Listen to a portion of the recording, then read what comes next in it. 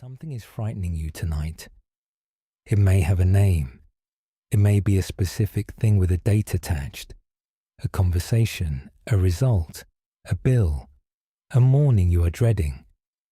Or it may be the other kind, the one that has no shape at all and simply sits in the chest at this hour and makes the whole of your life feel precarious in a way it did not feel at 4 o'clock this afternoon. Either way, it is here, and it came to bed with you, and it is why you are awake. We are going to spend these hours with it, not fighting it. That has been tried by everybody, and it does not work at 1 in the morning. We are going to do something slower and much stranger, which is to look at it properly, because fear has one particular characteristic that the Buddhist tradition noticed a very long time ago, and that almost nobody uses. It gets solid in the dark, and it stops being solid when you walk toward it. That is the whole of tonight, and if you fall asleep in the next 10 minutes, you will have taken the best part of it with you. Before we go further, settle in properly. There is nowhere to be until morning and nothing here to achieve. If you would like, feel free to share what time it is where you are and what the night is doing outside your window. And if these quiet hours are something you would like to carry into other evenings, this channel is also on Spotify. The link is waiting in the description below for whenever you want it, which does not need to be tonight. You do not need any background in Buddhism to be here. You do not need to concentrate or remember anything or arrive anywhere by the end. There will be slow stories and old teachings and long stretches where very little happens, and none of it is a test. If your attention wanders off in the middle of a sentence and comes back 3 chapters later, that is not a failure. That is what a mind sounds like as it falls asleep, and it is exactly what this is for. And let me say one thing plainly before anything else, because it matters and it is often left out. Some fear is accurate. If there is something real and current in your life, something that genuinely needs attention or help, or somebody else involved, then nothing tonight is asking you to talk yourself out of it. Fear is an old and largely excellent system, and when it is right, it is right, and no amount of contemplation should override it. What we are working with tonight is the other thing, the fear that arrives at this hour about things that cannot be checked and grows in the dark and is gone by about 11 the next morning. So let the body arrive. Let your weight be handed over completely to whatever is holding you. The mattress, the pillow, the blanket across your legs. Let the shoulders come down away from the ears. Let the jaw loosen. Let the hands rest wherever they have fallen. Take one slow breath in and let it go out again without managing the way it leaves. And let us begin with a telephone. The letter came on a Tuesday morning with the ordinary post, and he saw the printed envelope and put it on the side and did not open it until Wednesday evening. That is where it started, and he could tell you now, years later, exactly how the whole thing went, because it became one of the useful stories of his life. It was from an office. It was not a threatening letter. He understood that even at the time, in the part of him that could still read plainly, but it referred to something he had not dealt with, and it asked him to call a number, and it used the phrase "at your earliest convenience," which he read approximately 40 times. He did not call on Thursday because it was late by the time he had decided to, and the office would be shut, and it would be better to do it properly in the morning. He did not call on Friday because it was Friday, and it seemed better to start fresh on Monday, and by then it had become the sort of thing that needed a clear head. He did not call the following week at all, for reasons that were entirely convincing on each individual day, and did not survive being written down. Here is what that fortnight was like, and this is the part worth having, because it is the same for everyone, and almost nobody describes it. He thought about the phone call approximately every 20 minutes. It was the first thing in his head in the morning. Not as a thought, exactly, but as a physical weight arriving in his chest before he was properly awake. It was there in the middle of conversations with people he loved, sitting just behind his attention like somebody waiting to be served. He would be halfway through something enjoyable, and it would surface, and the enjoyable thing would go grey around the edges. He rehearsed it, endlessly, and in enormous detail, mostly while doing something else. He worked out what he would say if they took one line, and what he would say if they took another. And he had 3 separate versions of the conversation ready, each of which he had run several dozen times, and in most of the rehearsals it went badly. He slept badly for 3 weeks over a 4-minute phone call. And on the Thursday of the 3rd week, for no better reason than that he had reached the state where the avoiding had become worse than any possible outcome, he sat down at 4 in the afternoon with a letter and a glass of water and dialed the number. A woman answered on the 2nd ring, sounding like somebody at the end of an ordinary afternoon. He gave the reference number, which he had written on a piece of paper in front of him, and read out twice. She typed for a moment and read something off a screen. She said, "Oh yes, that's fine. We just needed to confirm the date. Can you confirm it now?" He confirmed the date. She said, "Lovely, that's all sorted. You'll get a letter, but you can ignore it. It crosses in the post." The whole thing was over before the kettle he had put on out of nervousness had finished boiling. The call took 4 minutes. He checked afterward because he could not believe it, and the phone told him 4 minutes and 11 seconds. He put the phone down on the table and sat in his kitchen and looked at the wall for some time, with a glass of water untouched beside him. 22 days. He had done the arithmetic before he could stop himself. 3 weeks of waking up with a weight on his chest, several dozen imagined conversations, 2 ruined weekends, 1 snapped exchange with somebody who did not deserve it, for a thing that was in reality 4 minutes and 11 seconds long and contained no difficulty of any kind. And what he said afterward, when he told the story, was always the same. He never said I was stupid. He was not stupid, and neither are you. What he said was, it was enormous the whole time I would not look at it. It was 4 minutes the moment I did. He noticed something else afterward, which he found harder to explain and thought about for longer. The relief did not come after the call. It came about 90 seconds into it, the moment the woman said, "Oh yes," in an ordinary voice, before he had any information at all, before he knew whether it was good news.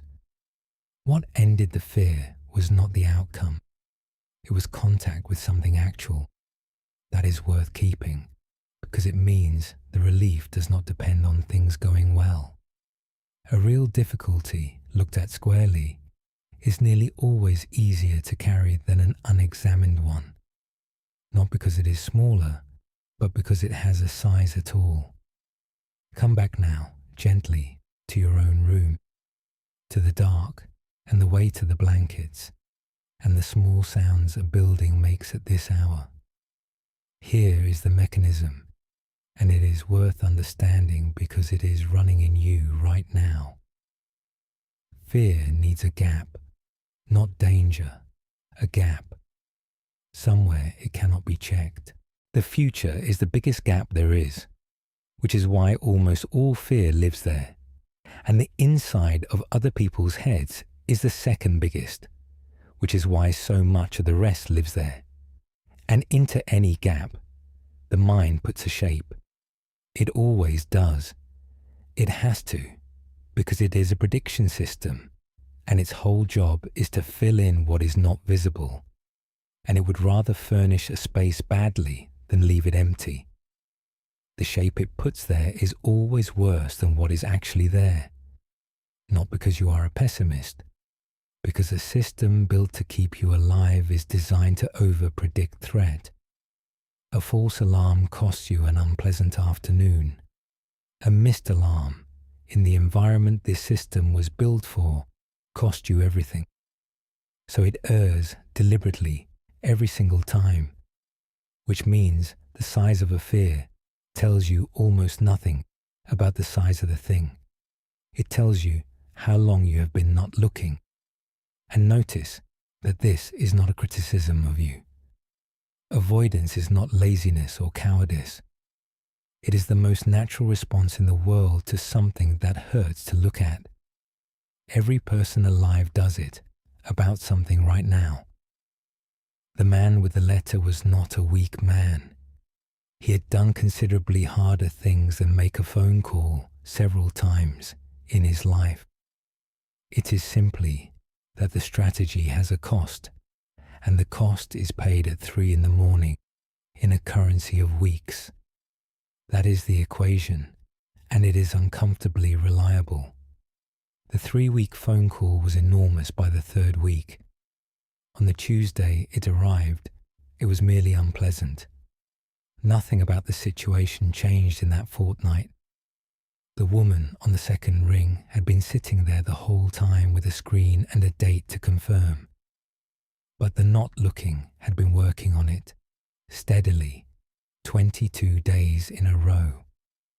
So the first thing to notice tonight is not the content of the fear. It is the shape of your relationship to it. Are you looking at it, or are you circling it? Because those feel very similar from the inside, and they are opposites. Circling is what the mind does at this hour, and it has a rhythm you would recognize if anyone had ever described it to you. Approaching, flinching, veering off into something else entirely, coming back by a side road, rehearsing one version of it, veering off again. It feels like thinking about the problem. It is the opposite of thinking about the problem. It is 22 days of not making a phone call. Now, I am not going to ask you to look straight at it tonight. That would be the wrong instruction at the wrong hour. 1 a.m. is not the time to open the letter. You have no information, no daylight, and none of the people you would need to speak to. But you can do something much smaller, and it takes the pressure out of the night. You can name it, not solve it, not examine it. Just say what it is, once, plainly, in the simplest words you have. The way the woman on the phone read a date off a screen. I'm afraid about the money. I'm afraid about my mother. I'm afraid I have made a mistake I cannot undo. I do not know what I am afraid of, and I am afraid. That last one is allowed, and it counts. And for a great many people at this hour, it is the accurate one. Notice what happens when you do it. Something shifts very slightly. Not relief necessarily. The thing is still the thing, but a shape that has been moving in the dark, changing size, unnamed and therefore unlimited, has been looked at for 1 second and given an outline. And if naming it makes it worse for a moment, if saying the words out loud in a dark room brings it closer rather than further away, then stop and let it go and come back to the ordinary things in the room. The blanket, the warmth, the sound outside. There is no requirement to do anything with a fear at 1 in the morning, including look at it. The night is not the appointment. That is the first small step out of the fortnight, and it is entirely optional. Let us rest here for a while. Feel the bed underneath you, taking your whole weight. Let the shoulders drop back into it, and then a little further. Let the arms be heavy. Let the hands lie open. Let the jaw come apart very slightly, so the teeth are not touching. Let the tongue rest low in the mouth. Let the space between the eyebrows go smooth and wide. Let the breath come in and go out, and let the going out be slower than the coming in without your making it so. There is nothing to solve tonight. There is no call to make at this hour, and no one to make it to, and every office in your life is shut. Let the room be dark around you. Let the night be as long as it is. Let the fear be exactly as big as it is. You are not required to shrink it, and trying would only be one more thing to do at an hour when nothing needs doing. When you are ready, we will go on together, because there is an image for all of this, and it is the oldest one, and it is better than any explanation. Fear from a distance looks like a wall. There is a ridge in hill country, and a fog bank coming up the valley toward a woman who has been walking since 8 in the morning, and she is about to find out what fog is actually like from the inside. Let us go and stand up there with her. She sees it coming for about 40 minutes before it reaches her, which is one of the strange privileges of being high up, and not always a kindness. She is on a ridge, 3 hours into a walk she has done 4 or 5 times before, in reasonable boots, with the whole of the valley open on her right, and a sandwich she has not eaten yet in the top of her rucksack. And down at the far end of it, where the 2 hillsides come together, something white is coming up toward her. It does not move like weather. That is what people who have not seen it do not expect. It has no edges the way clouds in the sky have edges. It moves like a substance, like something being poured slowly into the valley from the seaward end, filling it, rising up the sides, taking the trees, and then the wall lines, and then the shoulder of the hill opposite, until the far side of the valley is simply not there anymore. And it has a face. That is the thing. From where she is standing, it has a definite front edge, a wall of white perhaps 200 feet high, advancing at walking pace, absolutely opaque. You cannot see anything inside it at all. Not a shape, not a suggestion of one, not the ghost of the ridge she knows perfectly well is in there. It is the surface, like the side of a building, and it is coming toward her at the speed of a person walking a dog. She has time to think about it, which is not necessarily an advantage. 40 minutes is a great deal of time to watch something approach.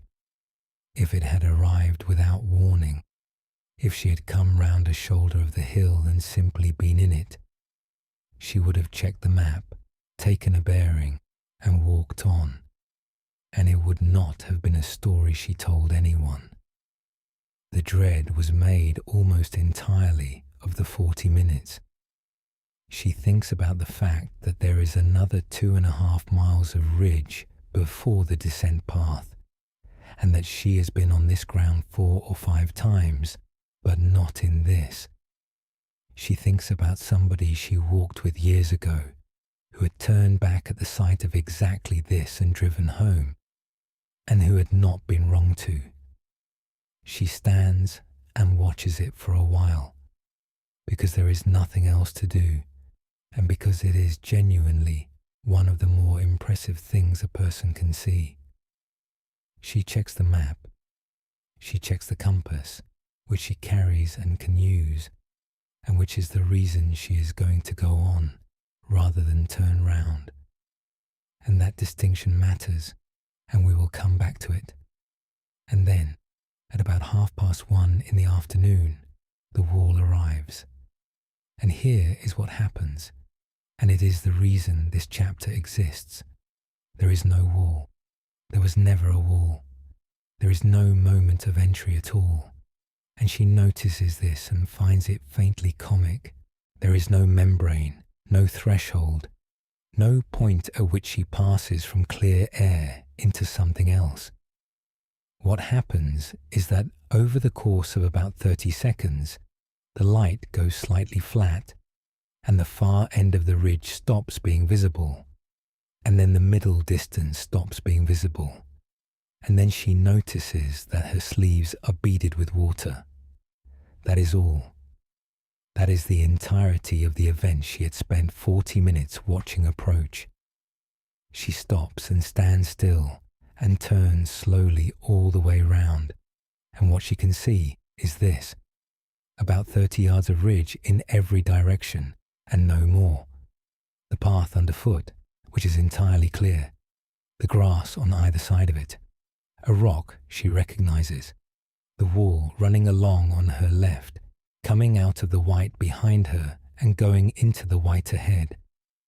Everything within 30 yards is completely normal, damp and flat lit and slightly quieter than usual, and otherwise exactly the hill she was on 10 minutes ago. She walks on at her ordinary pace because there is nothing else to do, and because standing still on a ridge in cloud is the one thing that definitely does not help, and the 30 yards comes with her. That is the part she remembers longest, the sense of moving inside a portable room of visible world, with the path always arriving out of the whiteness ahead and always disappearing into it behind, and always about 30 yards of ordinary hillside around her. She walks 2.5 miles like that. It takes her longer than usual because she stops to check the compass more often than she needs to, which is sensible. There is a stretch where the ground is confusing, and she takes a bearing and is glad she knows how. She is never once inside anything that resembles what she watched coming up the valley. Not for a single second. Not at any point in 2.5 miles. The wall was never anywhere she went, and when she comes off the ridge and drops below the level of the cloud, which happens as gradually as it began, she turns round and looks back up, and there it is again. A solid white wall sitting on the tops, absolutely opaque, exactly as it looked before she went in. She stands in the wet grass below the cloud line and looks at it for a while. She had just spent 2.5 hours inside that. There had been nothing in it but hillside and 30 yards. There is one more detail she noticed, and she has mentioned it to people since, usually to people who are frightened of something quite unrelated to hills. Inside the cloud, everything sounded different, not muffled exactly, closer. Her own footsteps, her own breathing, the small noises her rucksack made, all of it arriving from about a foot away instead of being lost in the openness of a ridge. The world had shrunk to the size of a room and had become, in a way she had not expected at all, rather companionable. She said she had never felt less alone on a hill than she did in that cloud, which is the exact opposite of what she would have predicted while watching it come up the valley. Come back now, gently, to your own room, to the dark and the weight of the blankets and the breath moving quietly in and out.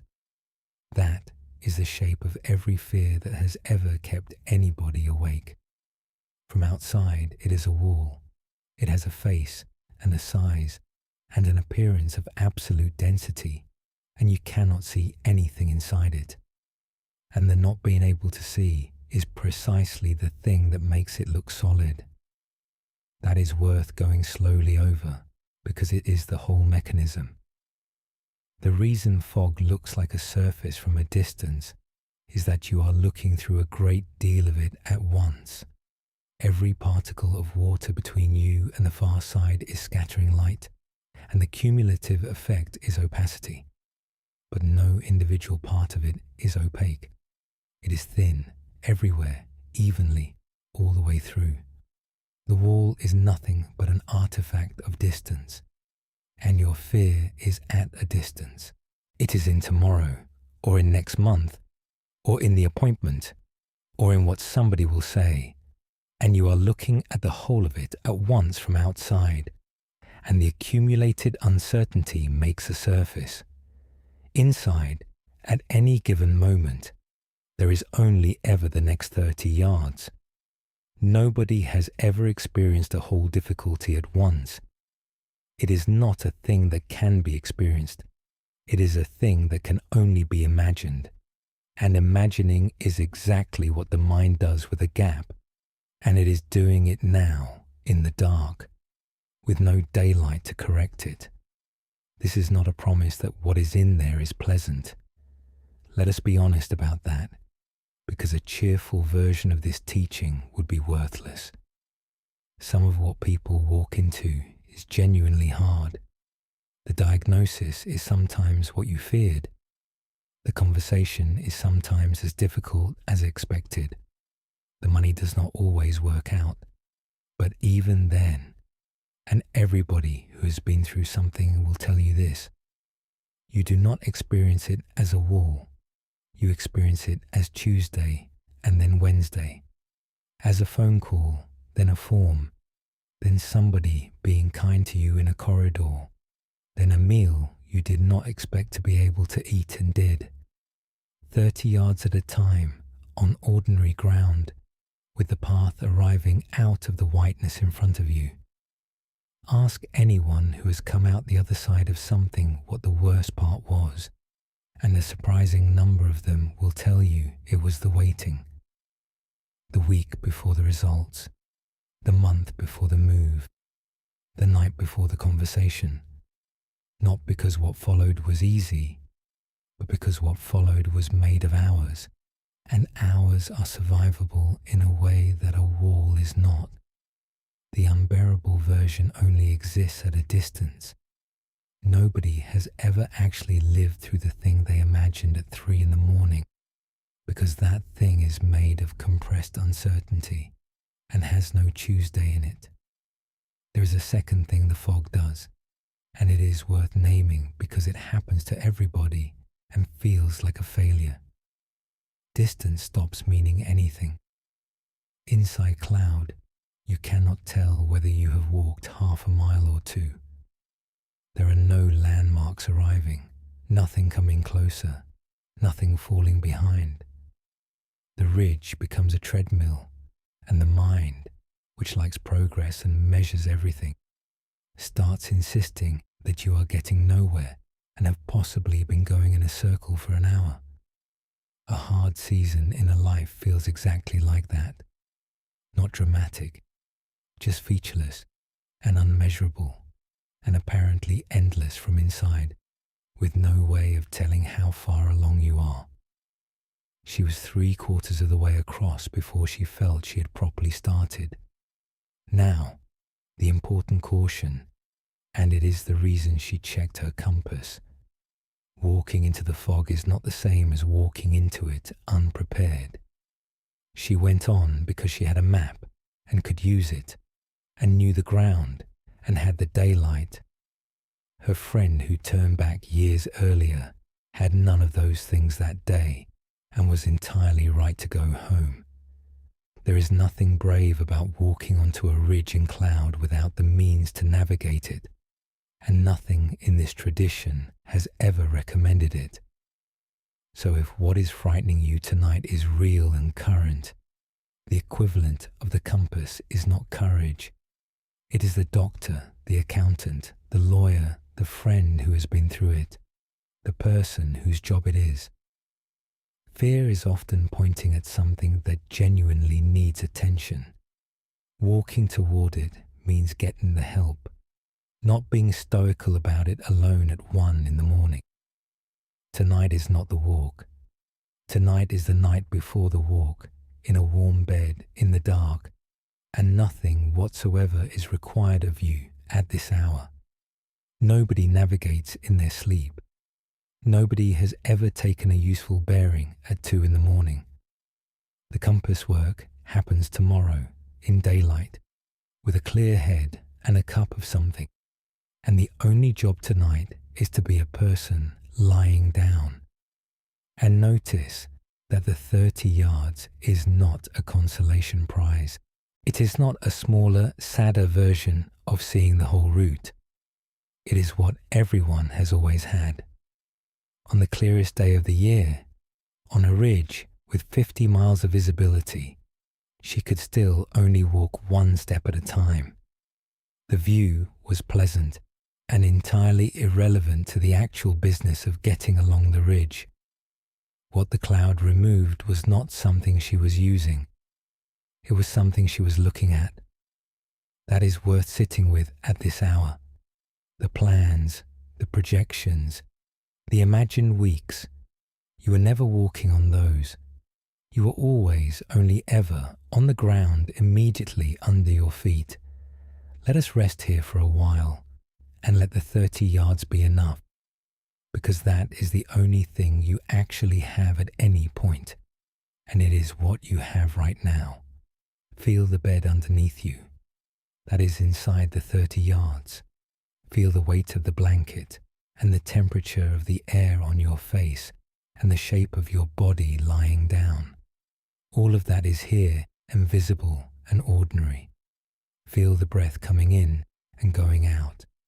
That is the path arriving out of the whiteness. The next one, and then the next one. Always available. Never more than one at a time. Everything beyond that is fog tonight. And it is fog because you are looking at it from a distance and not because it is solid. Let the shoulders come down. Let the arms be heavy. Let the hands lie open on the blanket, holding nothing. Let the belly be soft, and let the breath come down into it, and let it rise and settle without any help from you. Let the jaw come apart, and the tongue rest low in the mouth, and the space between the eyebrows go smooth and wide. Nothing beyond the 30 yards is your business tonight. It cannot be seen from here, and it cannot be walked on from here, and it will be ordinary hillside by the time you reach it. There is no wall in this room. There is a bed and a body, and the next breath, and about 30 yards of ordinary hillside in every direction. When you are ready, we will go on together, because there is something else about fear that almost nobody is told, and it is stranger than anything we have said so far. If you take away the story, if you strip out the what it is about entirely and look only at what is actually happening in your body, fear turns out to be made of the same material as something else altogether, something people queue up for. There is an actor of 40 years standing in the wings of a theatre with her hands shaking 4 minutes before she goes on, and she stopped calling this fear a long time ago. Let us go and stand beside her in the dark. The wings are darker than people imagine, and hotter, and there is a strip of tape on the floor that you learn to find with your foot without looking down. She is standing just off the left entrance, out of the light, with 4 minutes to go. Her hands are shaking, not badly, not visibly to anyone else, but she can feel it, and her fingers are cold, which they always are. Her heart is going at a rate she could measure if she wanted to. There is a hollow feeling under her ribs, and her mouth is dry, and she has been to the lavatory twice in the last 20 minutes and would like to go again. There is a particular smell in the wings that she has known since she was 22, and that she will miss when she stops. Her hearing has gone strange in the way it does. She can hear the audience settling on the other side of the set with unusual clarity, individual coughs, a program being folded, somebody's laugh. None of this shows. That is the other thing the young ones do not know, that the woman they are watching walk on with complete authority has cold hands and has been to the lavatory twice. She is 63 years old. She's been doing this for 41 years. She has played houses of 2,000 and rooms of 40 above a pub. She has done this particular play, in this particular production, 90-something times. And she could do the second act asleep. And this happens every single night, without exception. And it has done for 41 years. That is the thing the young ones cannot believe. And one of them asks her about it that evening in the corridor before the half. He is 24, and it is his first proper job, and he is not sleeping. And everyone in the company knows it. And nobody has said anything because saying something usually makes it worse. He asks her, trying to sound casual, failing, how long it takes before you stop getting nervous. She takes a moment over it because he is asking a real question and deserves a real answer. And because she can remember asking somebody the same thing in the same corridor in about 1982. She thinks about how to answer honestly, because there is a kind version and there is a true version, and she has learned that the true one is kinder in the long run. It doesn't stop, she says. He looks so disappointed that she laughs. 41 years, hands, stomach, the lot. Every night. She shrugs. The night it stops is the night I will start worrying, because it will mean I have stopped caring what happens out there, and you can hear that from the back of the stalls. So how do you go on? You go on anyway, she says. That is it. That is the entire technique, and there is no other one. And every person you have ever admired on a stage was doing exactly this, and none of them mentioned it. She holds her own hand out flat between them so he can see it. I go on shaking, she said. That is the answer. Nobody tells you that, and it is the only useful thing anybody ever told me. And then she tells him the other part, which took her about 20 years to work out, and which she does not usually mention because it sounds like a trick, and it is not. She stopped calling it fear somewhere in her 40s, not by deciding to, not by talking herself round, which she had tried for most of her 20s and 30s in a variety of increasingly elaborate ways, none of which had ever once worked for longer than about 90 seconds. What happened was that she noticed something. Her daughter was born on a Tuesday morning in the spring, and in the hour before it, in the corridor, waiting, her hands had shaken, and her heart had gone, and her mouth had been dry, and she had wanted the lavatory, and she had been about as happy as she has ever been in her life. And she thought, hang on, that is the same kit. It bothered her for weeks. She was not a woman who went in for insights, and she distrusted anything that sounded like one. She started paying attention after that, and it was the same kit every single time, without one exception she could find, before a first meeting with somebody she was falling in love with, before an opening she was thrilled about, before a phone call she desperately wanted to come, before the 2 or 3 nights in a career when everything went right and she knew in the wings that it was going to. Identical sensations every time with nothing to tell them apart.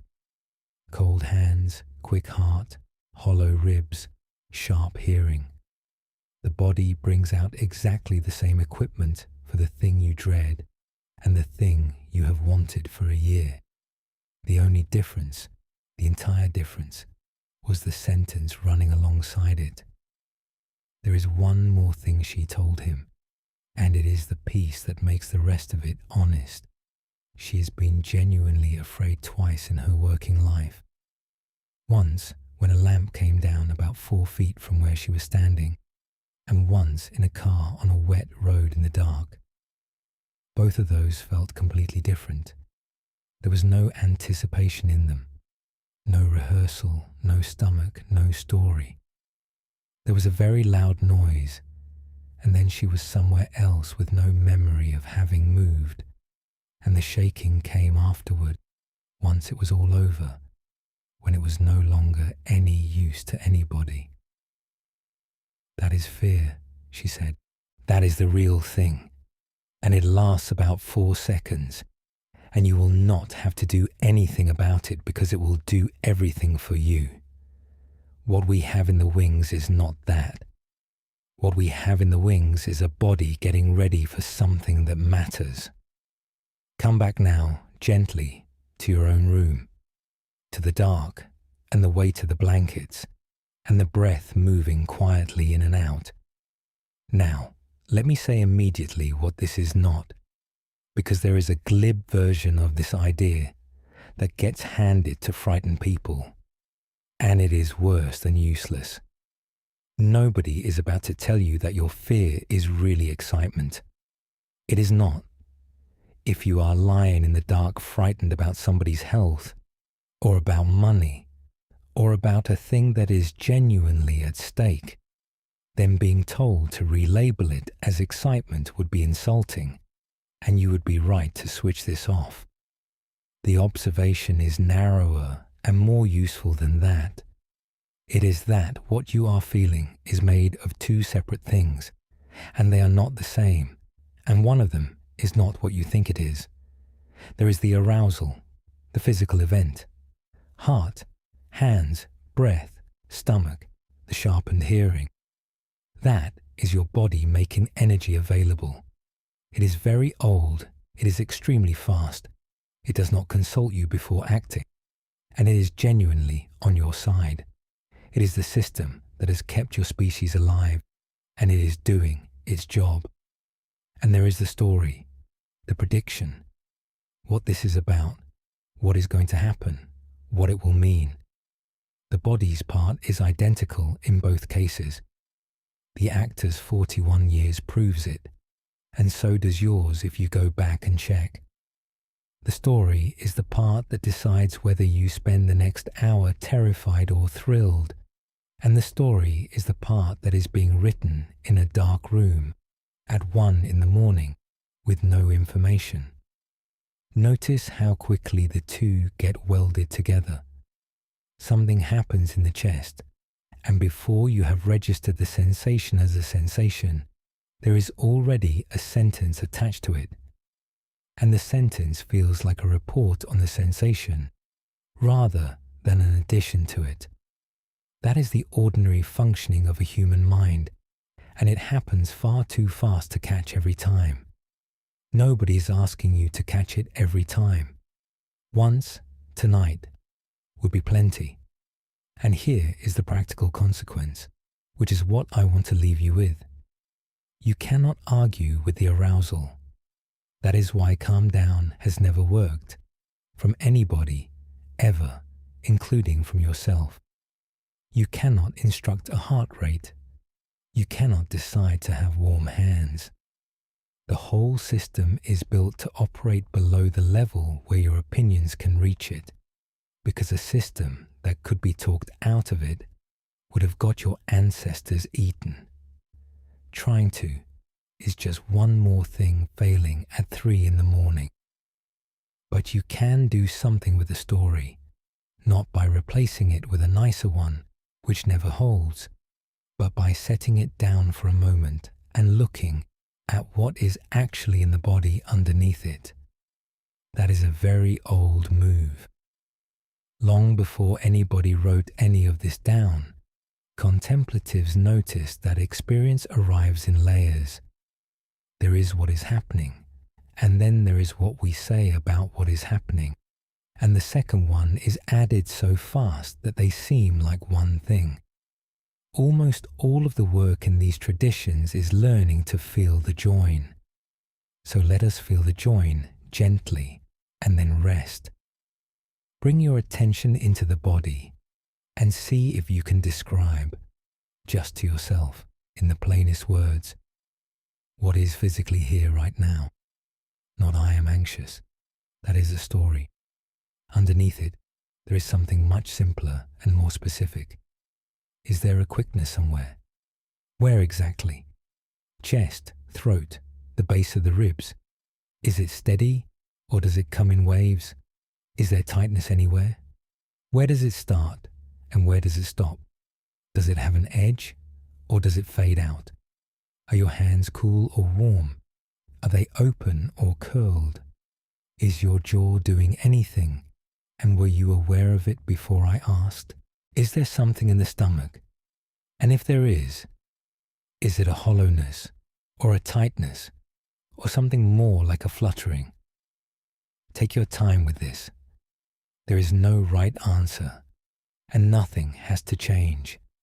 And if the description keeps slipping back into a story, I'm anxious, I'm dreading tomorrow, just come back to the physical version of it. Where? What kind? How big? The mind will not like this much. It will want to get back to the important business of the future. Let it want that, and go on describing your own ribs.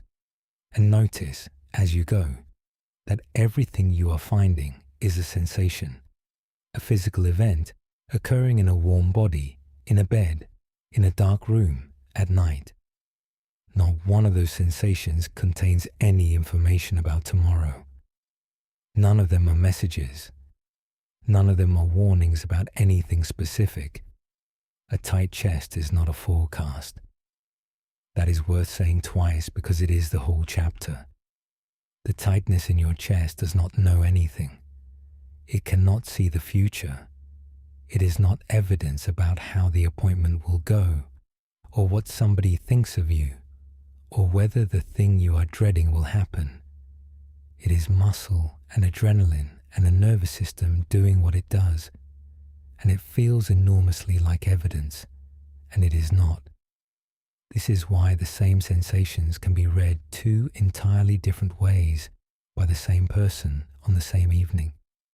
And why, if you have ever been terrified and then had the news turn out to be good, you will have noticed that the shaking did not stop immediately. The body carried on for another 20 minutes, unbothered, running down, because it was never about the content. Your body is not frightened of tomorrow.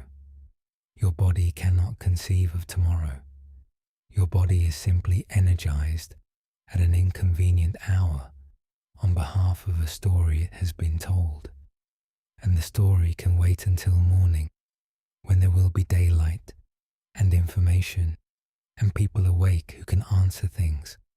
And there is one more thing worth noticing about the inventory, which is that it is very difficult to do and be frightened at the same time, not impossible.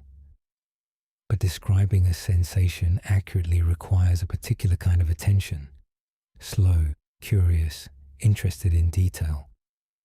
And that kind of attention is not the kind that generates dread. Dread needs the future, and inventory is entirely in the present tense, and it is quite hard to be in the present tense and terrified simultaneously, because almost nothing that frightens people is actually happening in the room. That is not a trick either. It is simply what happens when attention goes somewhere it can verify. Let us rest here for a while with whatever is in the body, exactly as it is. You do not have to make it go. It may go and it may not, and neither of those is a failure of yours. Let the shoulders come down. Let the arms be heavy. Let the hands lie open on the blanket, cool or warm, shaking or still. It does not matter. Let the jaw come apart and the tongue rest low in the mouth, and the space between the eyebrows go smooth and wide. Let the breath come in and go out, and let the going out be the longer of the two without your arranging it. There is a body here doing something ordinary and ancient, and there is a room and a bed and a night going on outside. That is the whole of the situation, and it does not contain anything that has to be dealt with. Let the sensations be as they are, and let them change if they change, and let the story wait until the light comes. When you are ready, we will go on together. Because if the sensations do not contain any information, then the obvious question is, what does? What can you actually check at 1 a.m. in the dark with nothing available and nobody to ask? There is more than you would think, and it is all within about 6 feet of you. There is a grandmother on a bench in a railway station with a frightened child beside her, and she is about to teach him something he will use for the rest of his life. Let us go and sit down next to them. The waiting room at that station had a radiator that was too hot to lean on, and a bench with a slat missing, and it smelled of wet coats and the particular dust that only exists in buildings where trains stop. There were 2 of them on that bench on a wet Thursday in the middle of the afternoon. A woman in her 60s and a boy of about 7, and a suitcase between them with a strap round it because the catch had gone. There was something going on at home that year that nobody was explaining well, and he was being taken to stay with her for a fortnight, and he did not want to go and could not have told you what he was afraid of. He had been fine on the walk to the station, talking, in fact, about something to do with a bicycle. He had gone very quiet on the platform, and now, in the waiting room, with 20 minutes until the train, he had reached the state that children reach, where they cannot cry and cannot speak and are simply rigid. She did not ask him what was wrong, or whether he was all right, or tell him that there was nothing to worry about. That is the first thing worth noticing, and she had had 4 children and knew better. She sat next to him for a while with her hands in her lap and did not say anything at all, which took some doing, because the silence in a waiting room with a frightened child in it is one of the harder silences to keep. And then she said, in a perfectly ordinary voice, as though they had been discussing something else and she had just thought of it, "Tell me 5 things you can see." He did not answer. "Go on. 5 things. I will start you off. That is 1. She nodded up at the departure board with its clacking letters. He looked up at it for a while. Then he said, in a very small voice, "Board." "Good. That is 1. 4 more." He found a pigeon, which had got in somehow. They always do, in stations, and was walking along under the window with great purpose, as though it had a ticket and was looking for the right platform. He found a woman with a red suitcase. He found a poster about a circus that had happened the previous summer, with a corner peeling off it. He found the missing slat in the bench, which he had been sitting on the edge of without noticing. "That is 5, she said. "Now 4 things you can hear. The tannoy, which said something that no one in the room could understand, and which everyone looked up at anyway. The rain on the window. A man coughing on the platform. The pigeon, which was making the noise pigeons make." "Good. Now 3 things you can feel. The radiator, which was too hot to touch, and was about a foot from his left arm, and which he had been leaning away from without noticing. The strap on the suitcase under his hand. His feet, which did not reach the floor properly and had gone slightly numb. She let him finish, and then she left a pause, and then she asked the question that he remembered for the rest of his life. Now, is any of it happening? He did not understand. The thing you are frightened of, she said, in this room. Is it happening here, on this bench, at this minute? He looked around the waiting room. The board, the pigeon, the woman with the red case, who had gone, the rain on the window. No, he said, after a moment. No, she agreed. It might happen. I am not going to sit here and tell you it will not, because I do not know, and neither of us likes being lied to. She smoothed her skirt over her knees. But it is not happening in this room. In this room there is a pigeon. He said afterward that what had undone him was not the counting. It was that she had refused to promise him anything. Every adult that year had been telling him that everything was fine, in voices that made it obvious that everything was not fine. And she was the first one who had said, I do not know. And it was, strangely, the first thing all year that had made him feel safe. That is the whole of the story. They got the train. The fortnight was in the way of these things, mostly fine and occasionally strange. But he used it for the rest of his life. He used it at 19 in an examination hall with a paper in front of him that he genuinely could not read. The words were there and would not assemble. And he sat back and found 5 things and started again and passed.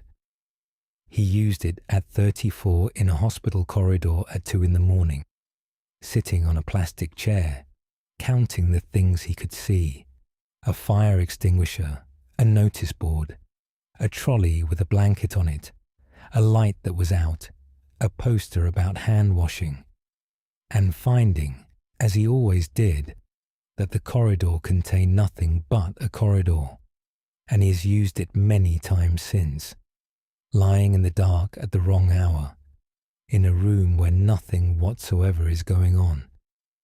He asked her about it once, much later, when he was in his 40s, and she was very old, and they were sitting in her kitchen.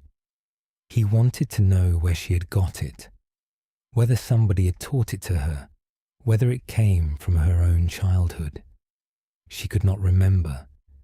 She said she thought she had probably made it up on the spot, because he had gone the colour of the wall, and she had to say something, and that she had used it on all 4 of her own children at various points, and on a neighbour once during a bad night in 1962. He found that better than any answer about where it came from. Come back now, gently, to your own room, to the dark and the weight of the blankets, and the breath moving quietly in and out. Here is the thing that woman understood, and it is the most practical piece of the entire night. Fear is almost always about somewhere else. Go and check that against your own experience, because it is the sort of claim that ought to be checked rather than accepted.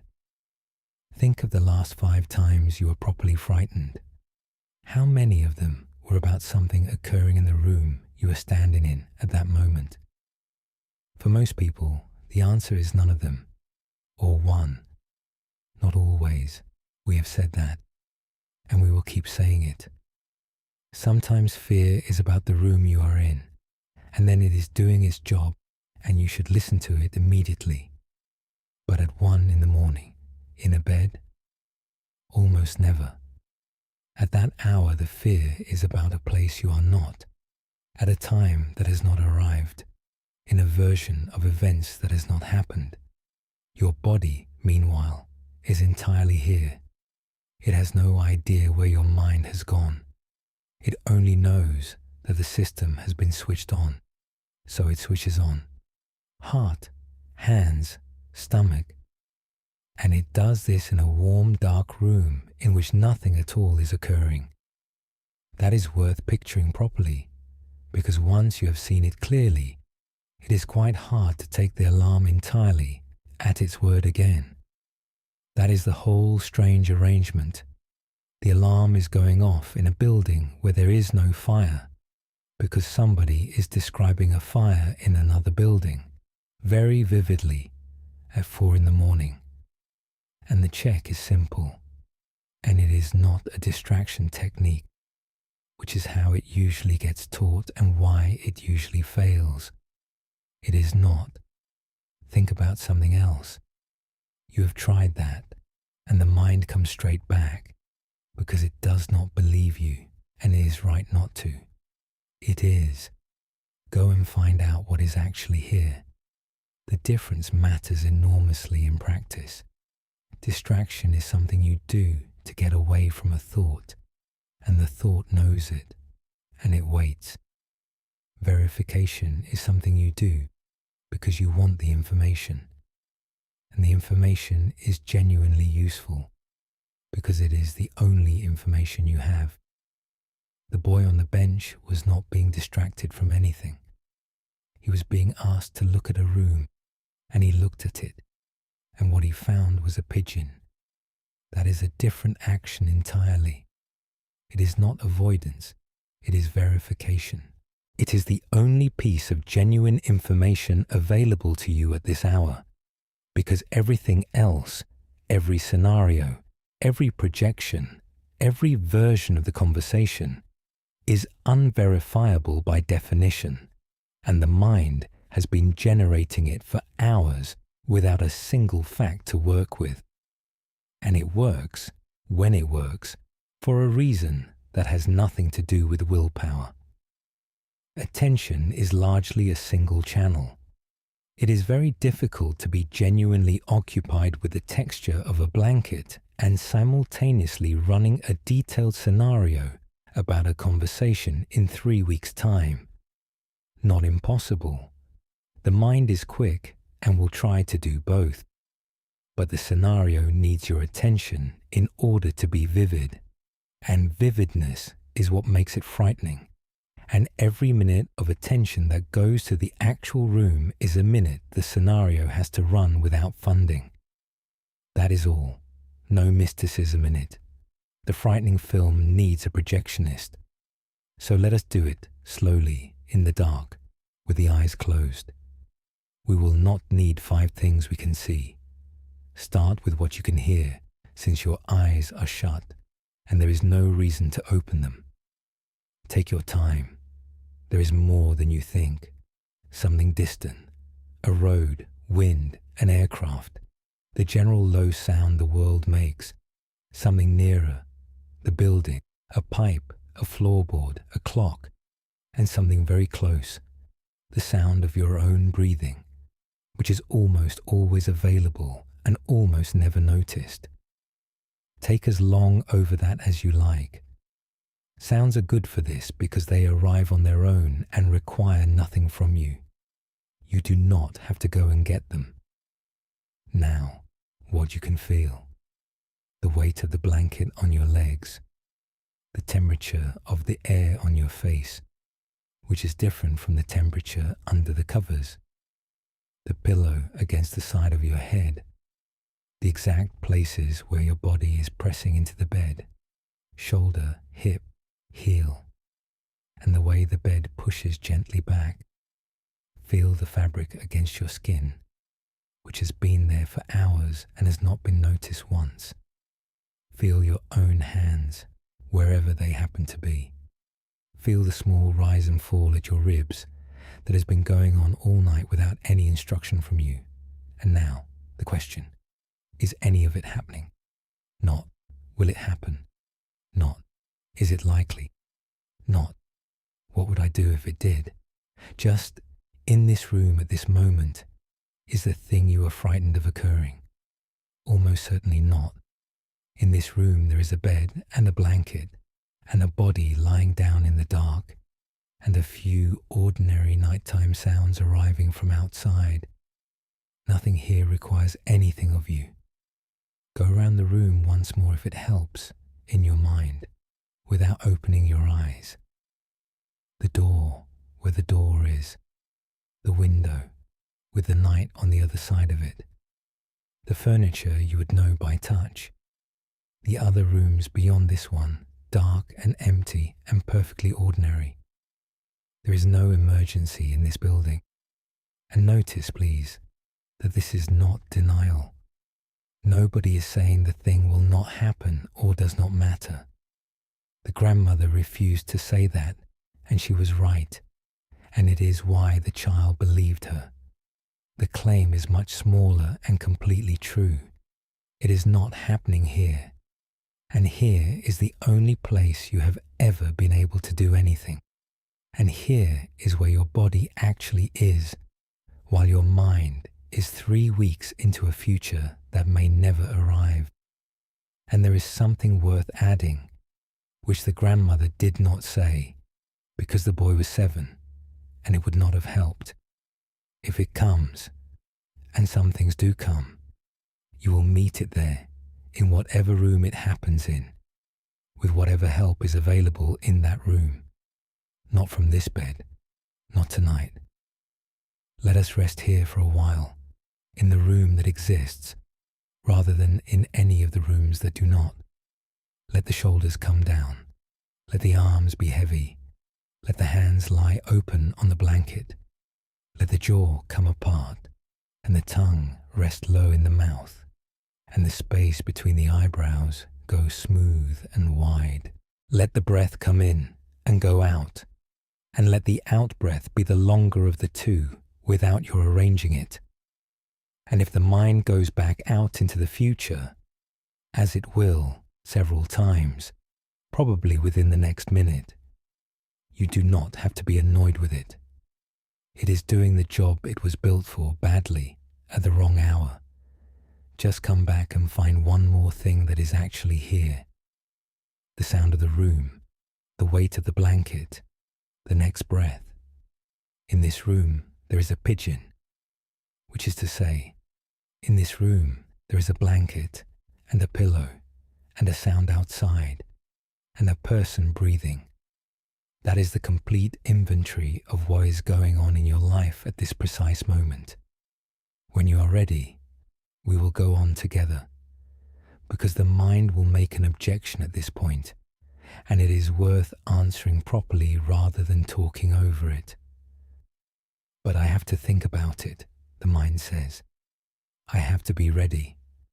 If I go over it enough times, I will be prepared, and if I stop, I will be caught out.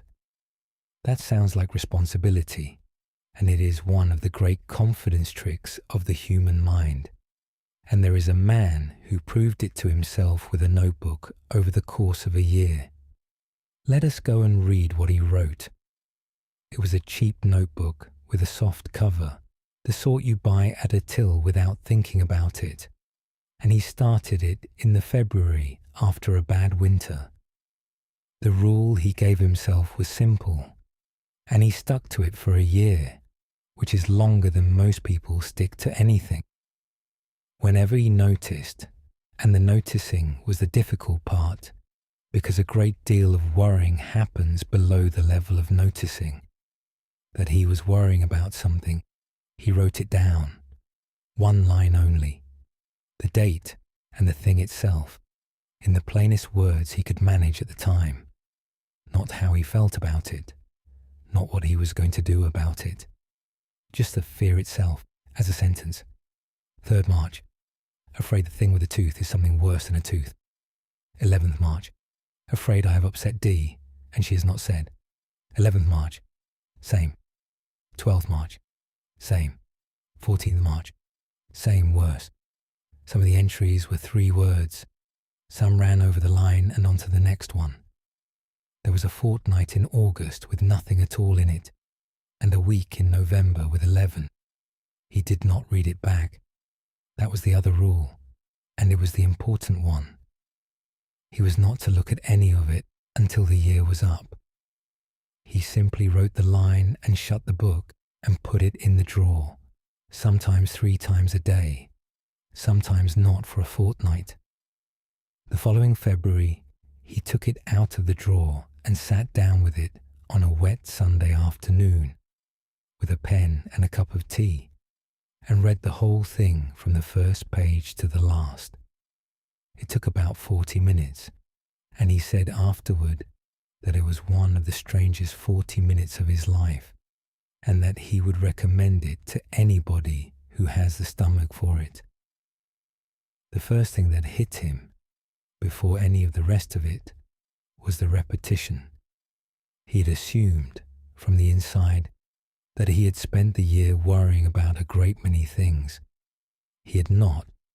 He had spent the year worrying about approximately 7 things, in rotation, in slightly different words over and over, for 12 months. The tooth appeared 11 times between March and June. The money appeared, in one form or another, and under several different disguises, 31 times. The thing about his brother appeared in 9 separate months of the 12, always in almost identical words. One particular work situation had generated 14 entries and was, by the following February, so completely irrelevant that he had to sit and think for a minute before he could remember what it had been about. 7 things, 200 and something entries, 12 months. He said that seeing it laid out like that was oddly humiliating and oddly freeing at once. Humiliating because he had believed himself to be thinking, and what he had actually been doing was closer to a machine repeating a fault code. Freeing because 7 is a small number, and a fault code is not a prophecy. The second thing was the arithmetic, and this is the part he told people about. He went through the whole book with the pen and marked each entry with a small tick or a small cross, according to one question. Did this happen? Out of roughly 90 distinct predictions, leaving aside all the repeats, the number that came about was 4. 4 out of 90, not 4 in the sense of approximately. He counted them twice because he did not believe it, and got 4 both times. The tooth was nothing at all. A filling, 20 minutes, £40. Dee had not been upset. She had been ill and had not mentioned it. The work situation resolved itself in a way he had not once considered, in about a fortnight, when somebody left. Most of the money fears turned out to be the same money fear, and the money came late and inconveniently, as it usually does. He sat back and looked at the window for a while when he got to the end of that count. 86 things that did not happen. 86 sets of sensations, nights, tightened shoulders, ruined afternoons, in service of events that never arrived and never existed anywhere except in a bedroom at 3 in the morning.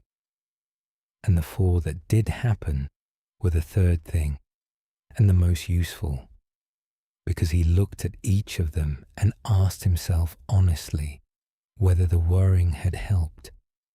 One was a difficult conversation that went more or less as badly as he had feared.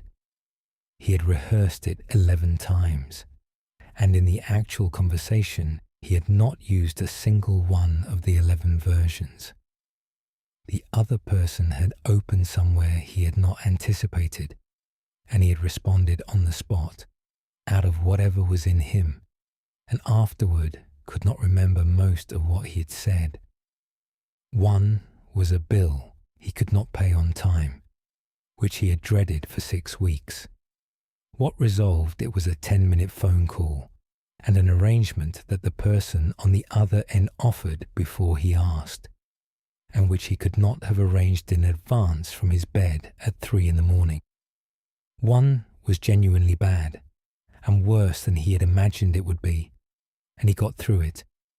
And when he examined how, the answer was 2 friends, a doctor, and time.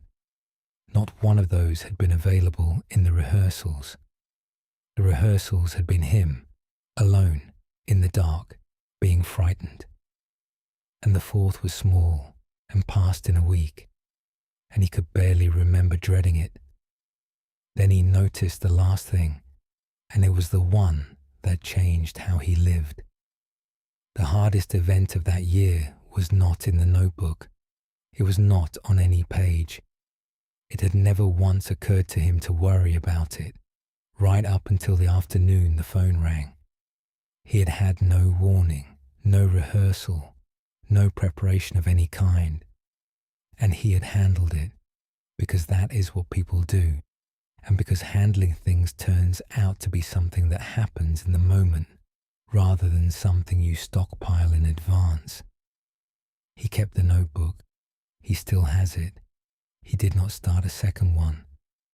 What he said about it afterward was not what people expected. They expected him to say that it had cured him, and it had not. He still worried. He worried the following year about several of the same 7 things, because a notebook does not rewire a nervous system. What changed was smaller and more durable. He said that from then on, when a fear arrived at 3 a.m, there was a quiet second voice that said, "This is probably one of the 7, not dismissively, just as a matter of record." And that voice did not stop the fear, but it took a certain amount of the authority out of it, in the way that it is harder to be completely convinced by somebody once you have noticed that they say the same thing every time. Come back now, gently, to your own room, to the dark and the weight of the blankets, and the breath moving quietly in and out. Here is the objection this chapter is answering, and it deserves to be taken seriously, because it is the one thing that keeps the machinery running at this hour. I have to think about it. I have to be ready. If I stop, I will be caught out. That sounds like responsibility. It has the moral shape of responsibility. It feels like the diligent thing, and stopping feels like negligence, and something in you would rather lie awake than be the sort of person who did not take it seriously. But look at what is actually happening in the bed at 2 a.m. Nothing is being decided. Nothing is being written down. Nobody is being called. No option is being narrowed. The same 7 things are going round in slightly different words for the 14th time this month, producing nothing. That is not preparation. It is rehearsal, and they are entirely different activities that feel identical from the inside. Here is how to tell them apart, and it is a single question. Does it end? Planning ends. Planning has an output, a decision, a list, a date, a phone call to make on Tuesday, a person to speak to.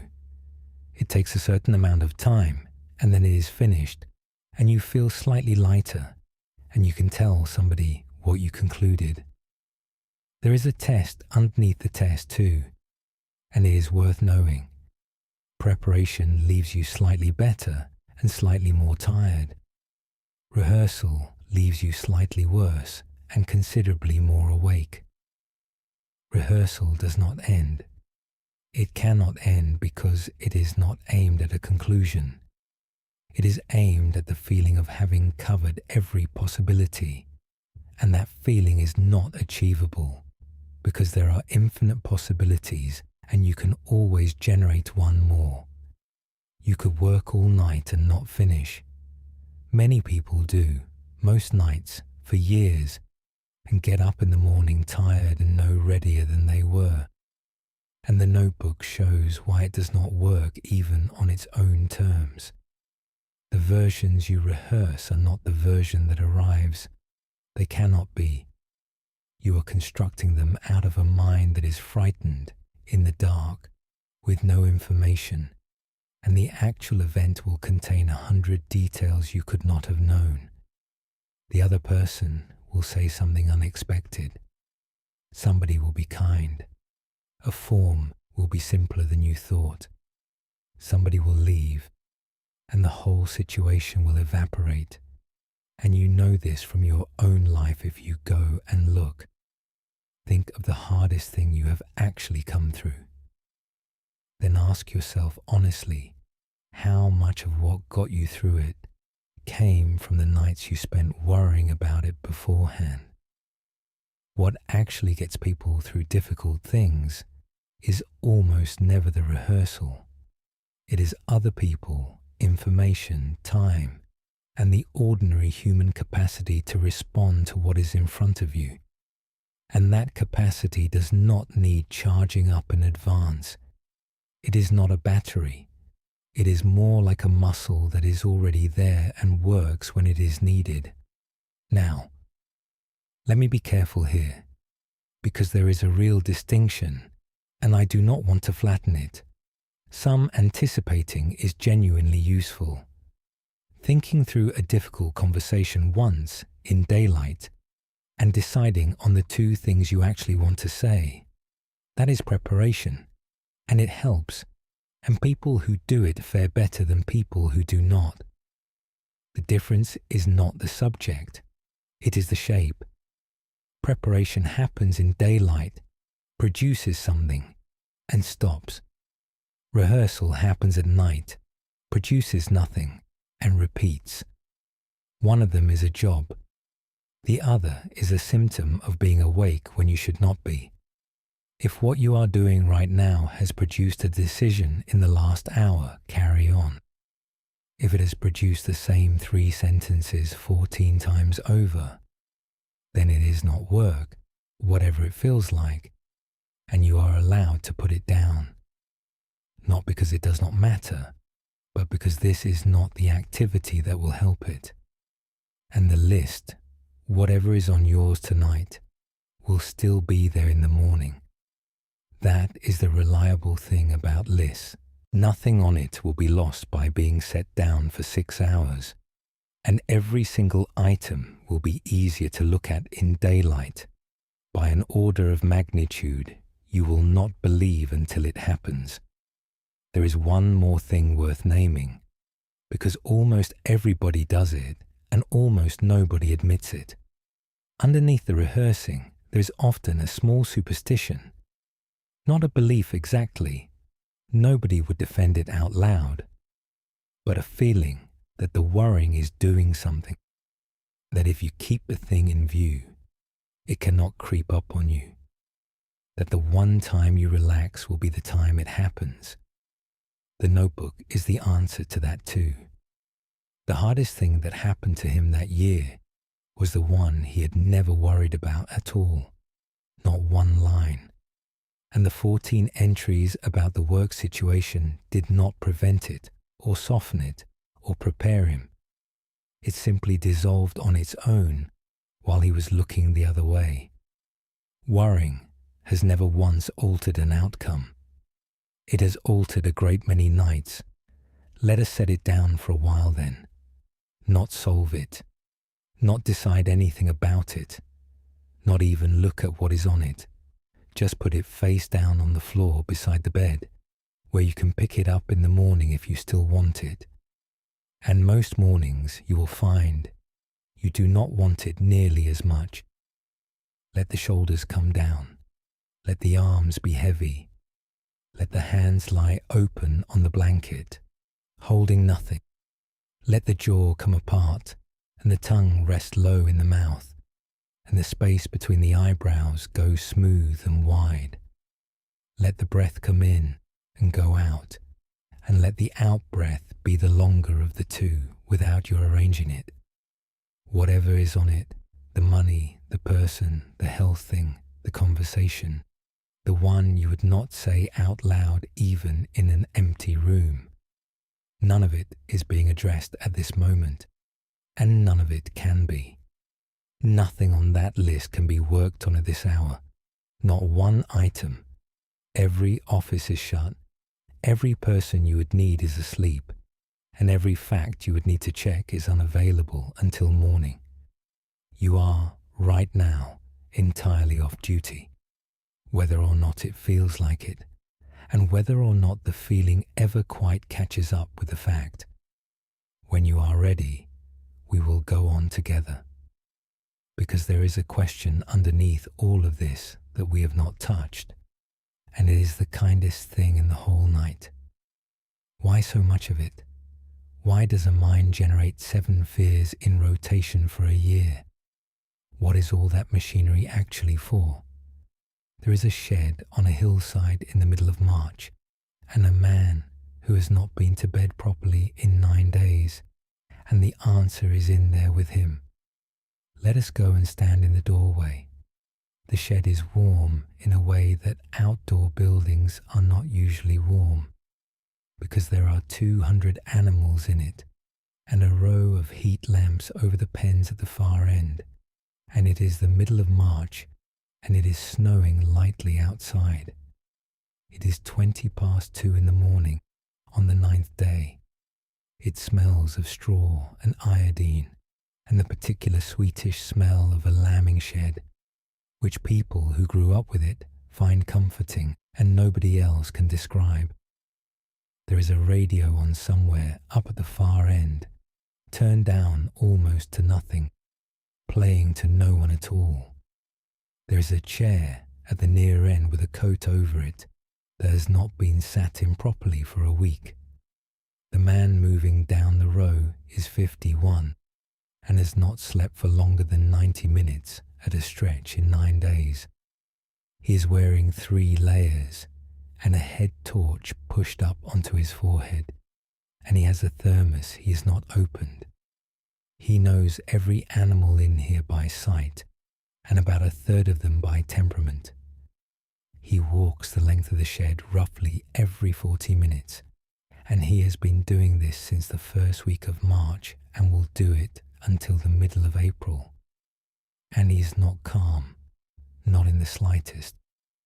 That is the thing to notice, and it is the reason we have come here. He is not serene.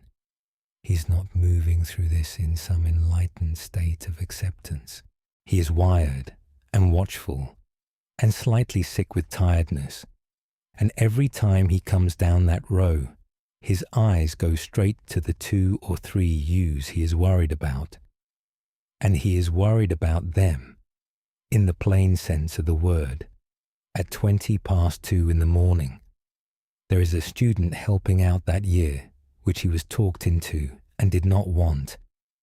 A young woman from an agricultural college, 19, who is finding the whole thing enormous and has asked him 3 times whether she is doing it right. She's been useful, and he has told her so once, which in that part of the world is a considerable statement. She asks him, sometime around the 9th day, whether you ever get used to it. He thinks about it for a while doing something else with his hands, which is how men like him answer questions. No, he says. She waits. 31 of these, he says. I have done 31 lambings. I still come down here at 2 in the morning with my stomach going. I still lie in that chair up there listening for a noise that means something is wrong. He shrugs. You do not get used to it. You get better at it, which is a different thing altogether, and nobody explains the difference to you. And then he says the thing she remembered for years and repeated to other people and eventually understood. Anybody who is not a bit frightened out here has got nothing riding on it. If I stop minding, I would be no good to them. You want a shepherd who is a bit frightened. The calm ones lose lambs. The night goes on, in the way those nights do. Long stretches of nothing punctuated by 4 minutes when everything matters. At about 3:50, there is a ewe in the 3rd pen who is not right, and he is in there with his coat off and his sleeves up for 20 minutes, and the student holds the torch and does what she is told and does not say anything. And there is a lamb that does not breathe for 8 or 9 seconds, which is long enough that she looks away and then makes herself look back, and then it does. Its whole side goes out and in, once, and then again, and then it is simply a lamb. He does not hurry, which is the thing she notices most and thinks about afterward. Every movement is quick and none of them are rushed. He clears its nose. He rubs it hard up and down with a handful of dry straw, which looks brutal to somebody watching for the first time and is not. He puts it under the ewe's nose so that she can smell it and get on with it, and stands back and watches for a moment and says nothing at all. Then he picks up his coat and walks all the way to the end of the row and stands there with both hands on the gate for a minute, looking at nothing. The student, who is 19 and does not know what to do with any of this, says something about how that was amazing, and he says, "I," and does not look round. At about 4:30, she finds him sitting against a straw bale asleep with his mouth open, and about 90 seconds later he jerks awake with a noise and is on his feet and halfway down the row before he is properly conscious. There was 1 year, he told her later in the season, when he did not feel any of it. He had been ill over the winter, properly ill, the sort that takes a long time, and he came into that lambing flat. No stomach, no listening in the night. He did the work and did it competently and went to bed and slept, and at the time he thought he had finally got over something. He lost more that year than in any other lambing he can remember. Not through neglect exactly, through being half a step behind every time, because the thing that used to make him check a pen twice was not switched on. He is not sentimental about it and does not tell it as a lesson. He simply says that he would rather have the stomach. Come back now, gently, to your own room, to the dark and the weight of the blankets and the breath moving quietly in and out.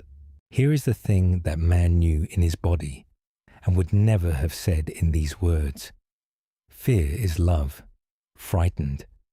That is not a slogan, and it is not meant to be comforting in a soft way. It is a description of where the machinery comes from. That is all it is. That is the whole of it. Wherever you find fear in a life, you will find something the person cares about underneath it, and the size of the one is a fairly accurate measure of the size of the other. Go and check that tonight, gently, with whatever is in your chest. Not to analyze it, we are not doing any work at this hour, just to see what it is standing over. What is it actually about? Not the surface of it. Go one layer down. If it is about money, what is the money for? Almost nobody in the history of the world has been frightened of numbers. It is for keeping a roof over somebody, or not being a burden, or not letting people down, or being able to look after the person you look after. If it is about your health, it is almost never really about your health once you get underneath it. It is about the people who need you, or about the things you have not done yet, or about not wanting to be a weight on somebody. If it is about your work, go down one layer, and you will usually find either the people it feeds, or the fact that you actually care about doing it well, which is not a small or shameful thing to care about. If it is about somebody else, a child, a parent, a friend who is not doing well, somebody whose phone you check more often than you admit, then it is not even disguised. That one is love with the lights on, and everybody recognizes it, and nobody is ashamed of that one. And if you go down and find nothing, if the fear tonight is the shapeless kind, with no object attached at all, that is not an exception to any of this. That is usually a nervous system that is simply overloaded from a hard stretch or bad sleep or too much of everything at once, generating the feeling without bothering to supply a subject.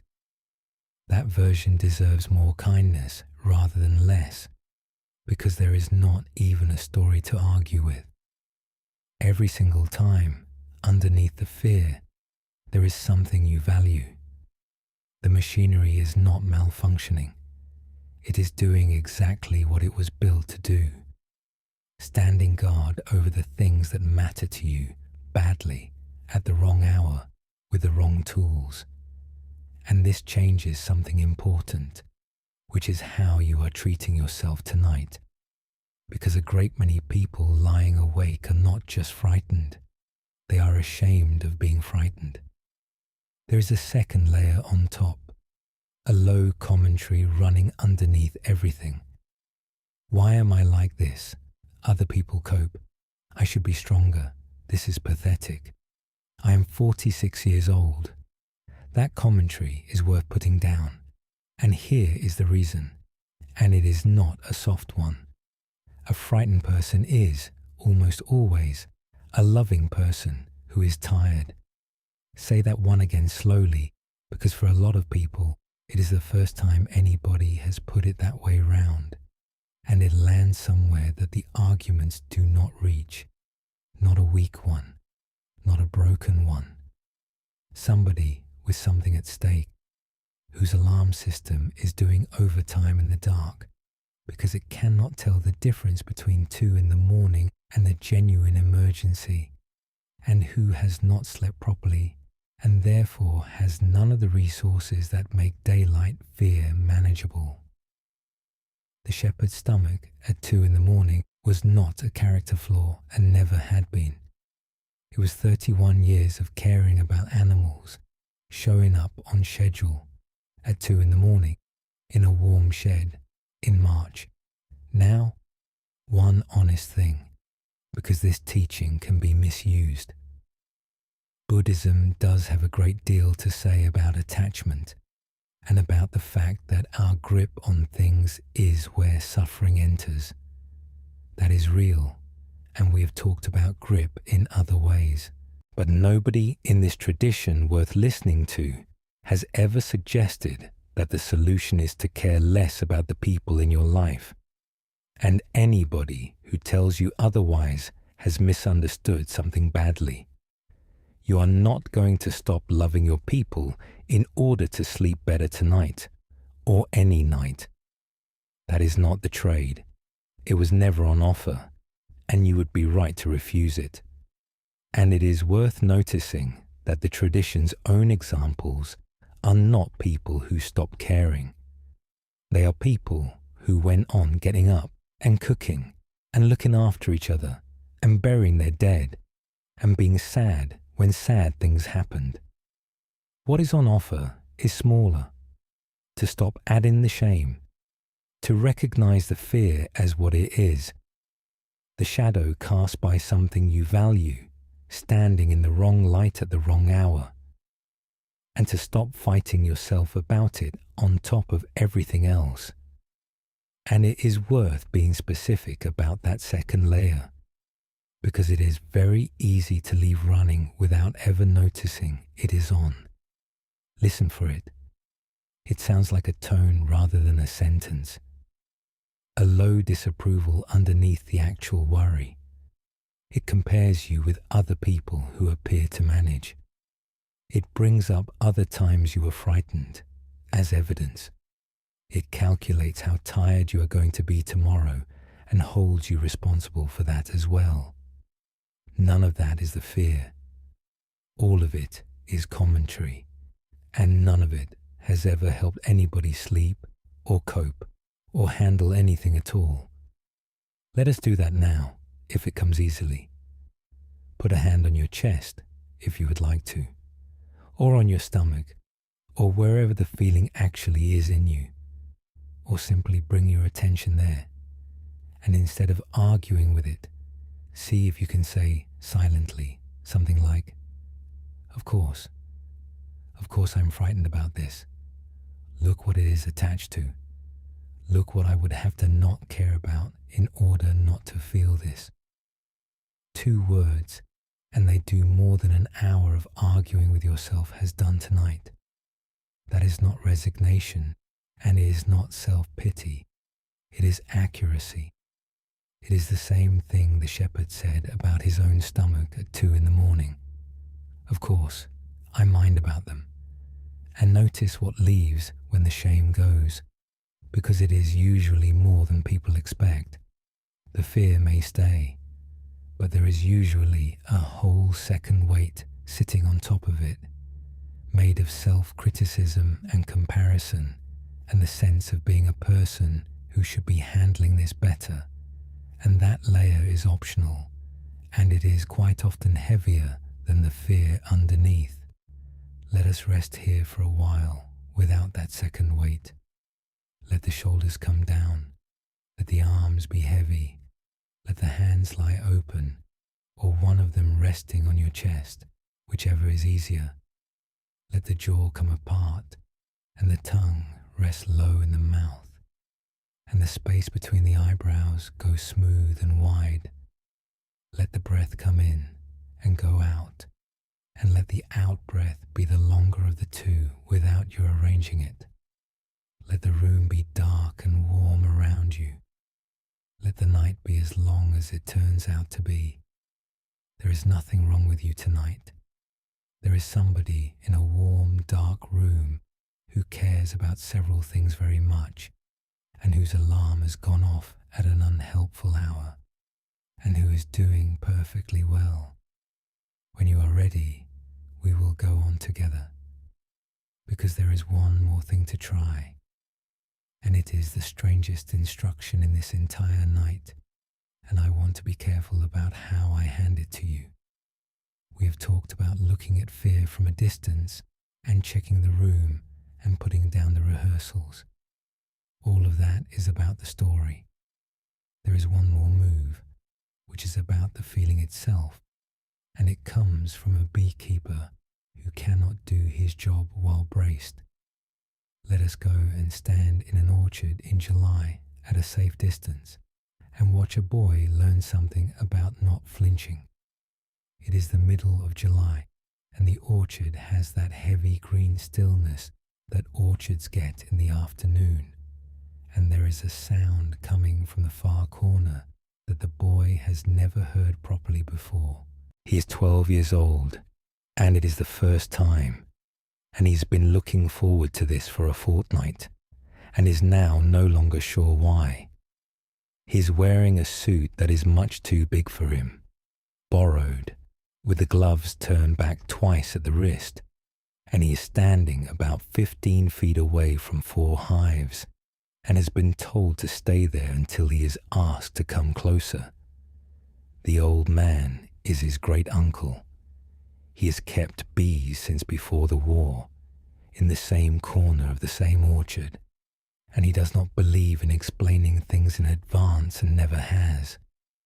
He works the smoker for a long time, until it is going properly. That is most of what the boy watches for the first 10 minutes. An old man crouched over a tin contraption with a bellows, feeding it dry grass and getting it right, because a bad smoker is the cause of most bad inspections. Then he says, without turning round and without any particular emphasis, "Come here slowly." That is the whole of the instruction. It will be repeated perhaps 30 times over the course of the afternoon, in exactly the same tone each time, and it is the only lesson of the day and the only one the boy will ever be given. The boy comes at about half the speed he would normally walk. Up close, the sound is a different thing entirely. Not a buzz, a hum with an enormous amount of texture in it. Thousands of separate small noises stacked, and it goes through your chest rather than your ears. The old man puffs smoke at the entrance, waits, cracks the lid, puffs again. Then he lifts a frame straight up out of the box. Slowly, with both hands, at a speed that looks almost comically unhurried, and turns it over in the light, and it is covered, absolutely covered, thousands of them, moving. He holds it out a little, not toward the boy exactly, but in a way that means he is expected to look at it.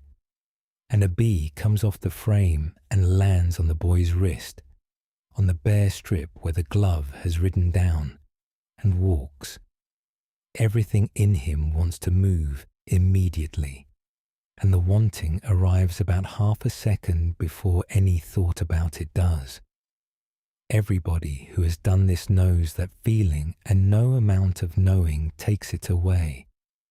There is a hand at the end of his arm that has already half decided to shake, and a whole body that would like to step backward, and he does not do either, not out of courage, but because the old man says in exactly the same voice he has used all afternoon, slowly.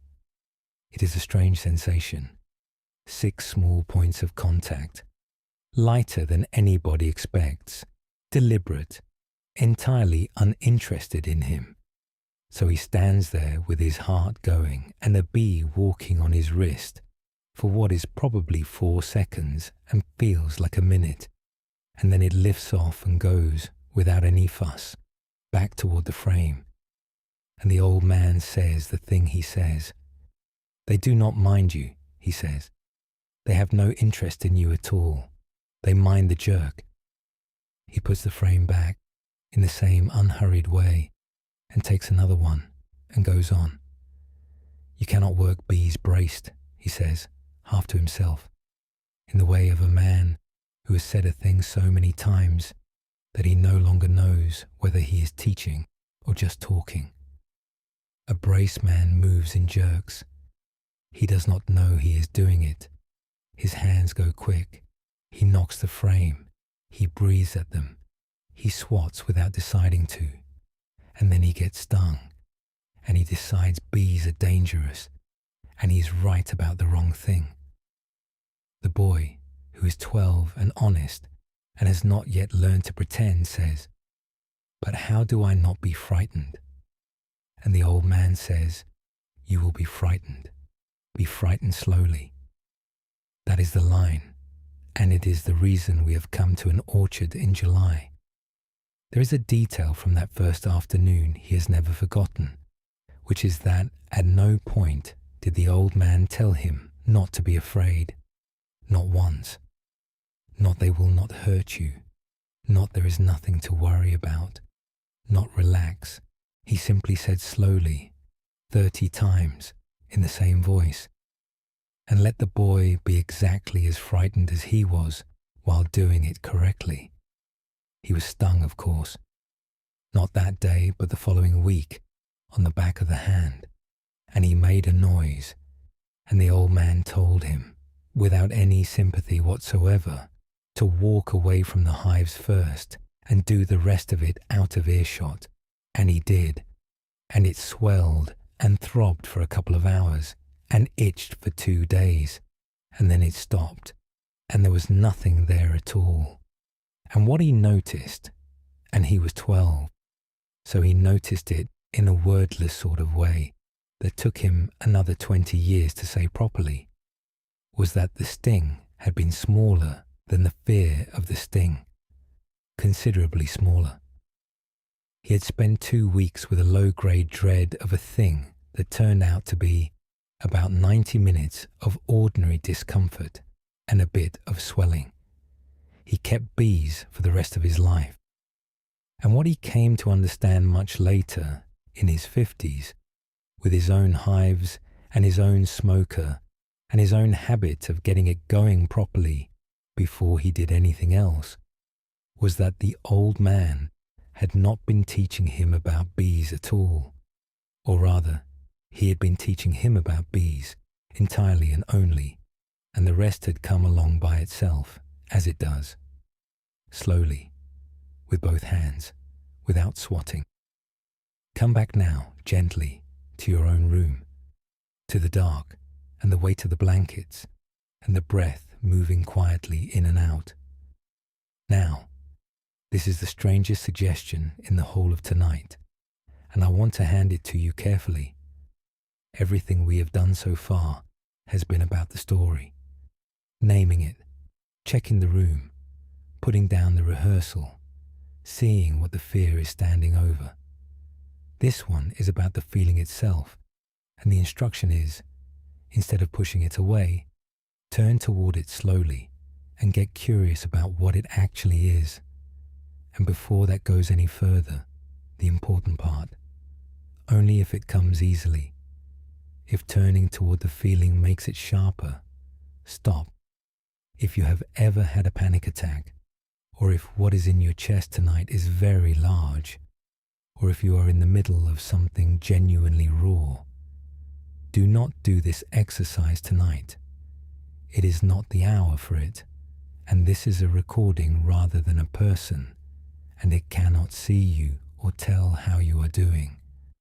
There is no achievement being missed here. Nothing in the rest of the night depends on it.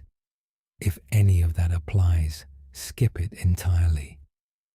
Come back to the plain things, the blanket, the warmth, the sound of the room, the next breath. Those work, they are always available, and nobody has ever been harmed by them. You will lose nothing at all by leaving this chapter as a story about bees. Still here? Then let us go slowly, and you can stop at any point, at any word, and nothing will be lost. The instruction in Zen when something arrives that the mind wants to run from is often just a question, not an analysis, a question held rather than answered, and not expected to produce a result. What is this? Not, what is it about?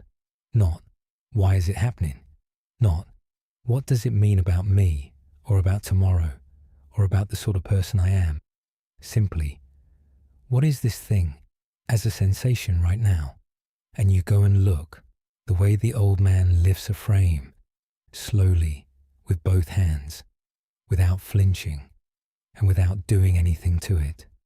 And notice, before we start, that this is not an attempt to get rid of anything. That matters more than it sounds. If you go looking at the feeling in order to make it stop, the looking becomes another form of pushing, and it will not work, and the feeling will know. The old man did not lift the frame in order to change what the bees were doing. He lifted it to see what was there. So, gently, and only as far as is comfortable. Where is it? Find the place, without hurrying. Chest, throat, stomach, somewhere across the shoulders, somewhere behind the eyes. How big is it? Does it have edges anywhere? Or does it fade out at the sides without a boundary? Is it the size of a fist, or a plate, or the whole trunk of your body? What texture is it? Tight, fluttering, hollow, heavy, cold, buzzing, something with no word for it at all. There is no right vocabulary, and nobody will hear your answer. Is it still, or is it moving? Is it steady, or does it come in waves with gaps between them? And now the interesting question, and the one that does the work, is it exactly the same as it was 30 seconds ago? Take a moment over that one rather than answering quickly. Almost never. Watch it for a minute and you will usually find it shifting. Moving position slightly, changing intensity, going quiet and coming back, softening at one edge, which is the same discovery as the fog on the ridge, arriving from a different direction. It looks like a solid object from outside, and up close it turns out to be made of movement. That is worth knowing, because from a distance, fear feels like a solid block that will remain until something is resolved. Looked at closely, it is a process. It is weather in a body. It is doing something continuously, and some of what it is doing is fading. And here is the mechanism, which is the beekeeper's whole point. Resistance is bracing. Bracing is a jerk, and the jerk is what causes the sting. When you push against a feeling, when you tense your body against it, hold your breath, tell it to stop, monitor it every few seconds to see whether it has gone. You add a second layer of physical tension on top of the first thing, and that tension is itself uncomfortable. and the mind reads that new discomfort as more evidence that something is wrong. So it generates more alarm, which produces more bracing, which produces more sensation. That loop is the difference between a bad night and an unbearable one, and it is entirely constructed after the fact. You can watch it happen if you are patient. The sensation arrives, the body tightens against it, the tightening is noticed, the mind concludes that things are getting worse. The conclusion produces more alarm, the alarm produces more sensation, and at no point in that sequence did anything happen in the world. 4 steps, none of them chosen, in a warm bed, in the dark, in about 11 seconds. And this is why people who have been through genuinely hard things so often report the same odd fact, that the event itself was more bearable than the anticipation of it. Not easier, bearable. Because during the event there is no room for the fight. You are busy, there are things to do, somebody is talking to you, and what you are left with is the thing itself at its own size. The feeling itself, the raw thing without the fight, is almost always bearable. Not pleasant, bearable. What is unbearable is the fight, plus the demand that it stop immediately, plus the fear of the fear. Be frightened slowly. That is all it means, and it is achievable in a way that do not be frightened has never been achievable for anybody. Not, do not be frightened. Not, relax, which nobody has ever managed on instruction. Just, let it be here, at whatever size it actually is, without the jerk. Let your hands stay open. Let the breath keep moving. Do not swat, and do not blow at it, and do not put the frame back quickly in order to have it over with. Let us rest here now with whatever is present and stop looking at it. That is important too, and it is the part people get wrong. This is not a technique to be kept up all night and monitoring a feeling to see whether it has gone yet is simply the pushing again, wearing a calmer expression. You have looked. That is enough. Now let it alone, the way the old man put the frame back and moved on to the next one without checking it again. Let the shoulders come down. Let the arms be heavy. Let the hands lie open on the blanket. Let the jaw come apart and the tongue rest low in the mouth, and the space between the eyebrows go smooth and wide. Let the breath come in and go out, and let the out-breath be the longer of the two without your arranging it. Whatever is in your chest is allowed to be there. It does not have to leave before you are allowed to rest, and it does not have to be understood, and it does not have to be smaller than it is. People fall asleep frightened. It happens every night, all over the world, in enormous numbers. Sleep does not check whether you have resolved anything first. When you are ready, we will go on together, because for the last part of the night we are going lower than any of this, below the story, below the sensations, below the questions. There is one thing that is always available, that requires no understanding, that works when a person is too frightened or too tired to do anything else at all. There is an old climber on a rock face somewhere, 30 feet up, who has stopped and who is about to say the only sentence that has ever helped anybody in that position. Let us go and hear it.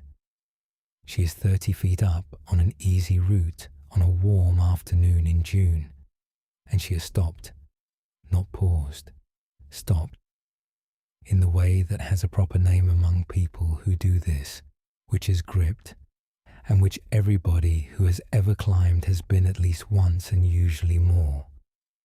Her forearms are burning because she is holding on about 4 times harder than she needs to, which is what everybody does, and which is exactly the wrong thing, and is entirely involuntary. Her right leg has started to shake in the sewing machine way that legs do.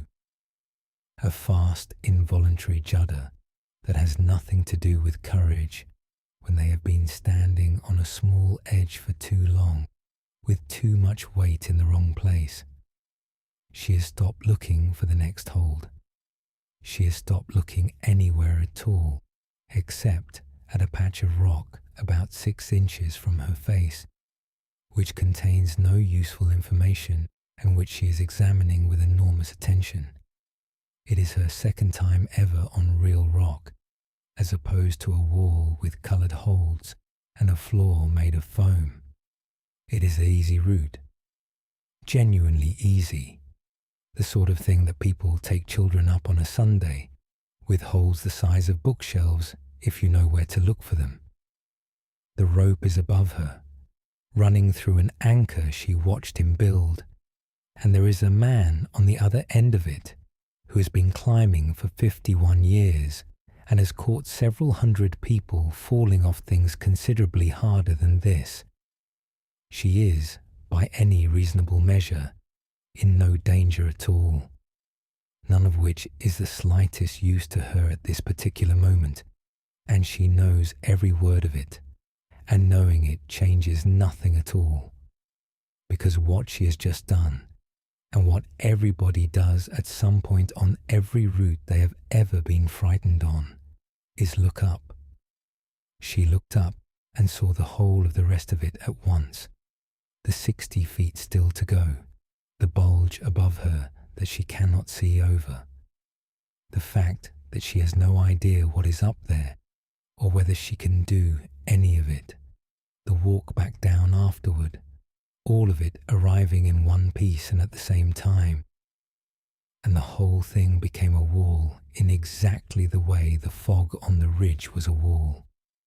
From below, the old man watches for a moment. He has seen this several hundred times, and he can tell the difference between somebody thinking and somebody gripped, and this is the second one. And he does not say any of the things people usually say. He has been doing this long enough to know that everything obvious is useless. He does not say you're fine. He does not say don't look down, which is the worst advice in the sport. He does not say come on, and he does not say it's easy, which is the single most crushing thing you can say to a frightened beginner. What he says, in an ordinary conversational voice, is, "You do not have to climb the route," he says. "Forget the route. The route is not your problem." She does not answer. She has no spare capacity anywhere in her for answering anybody about anything. You only have to do the next move, just the one.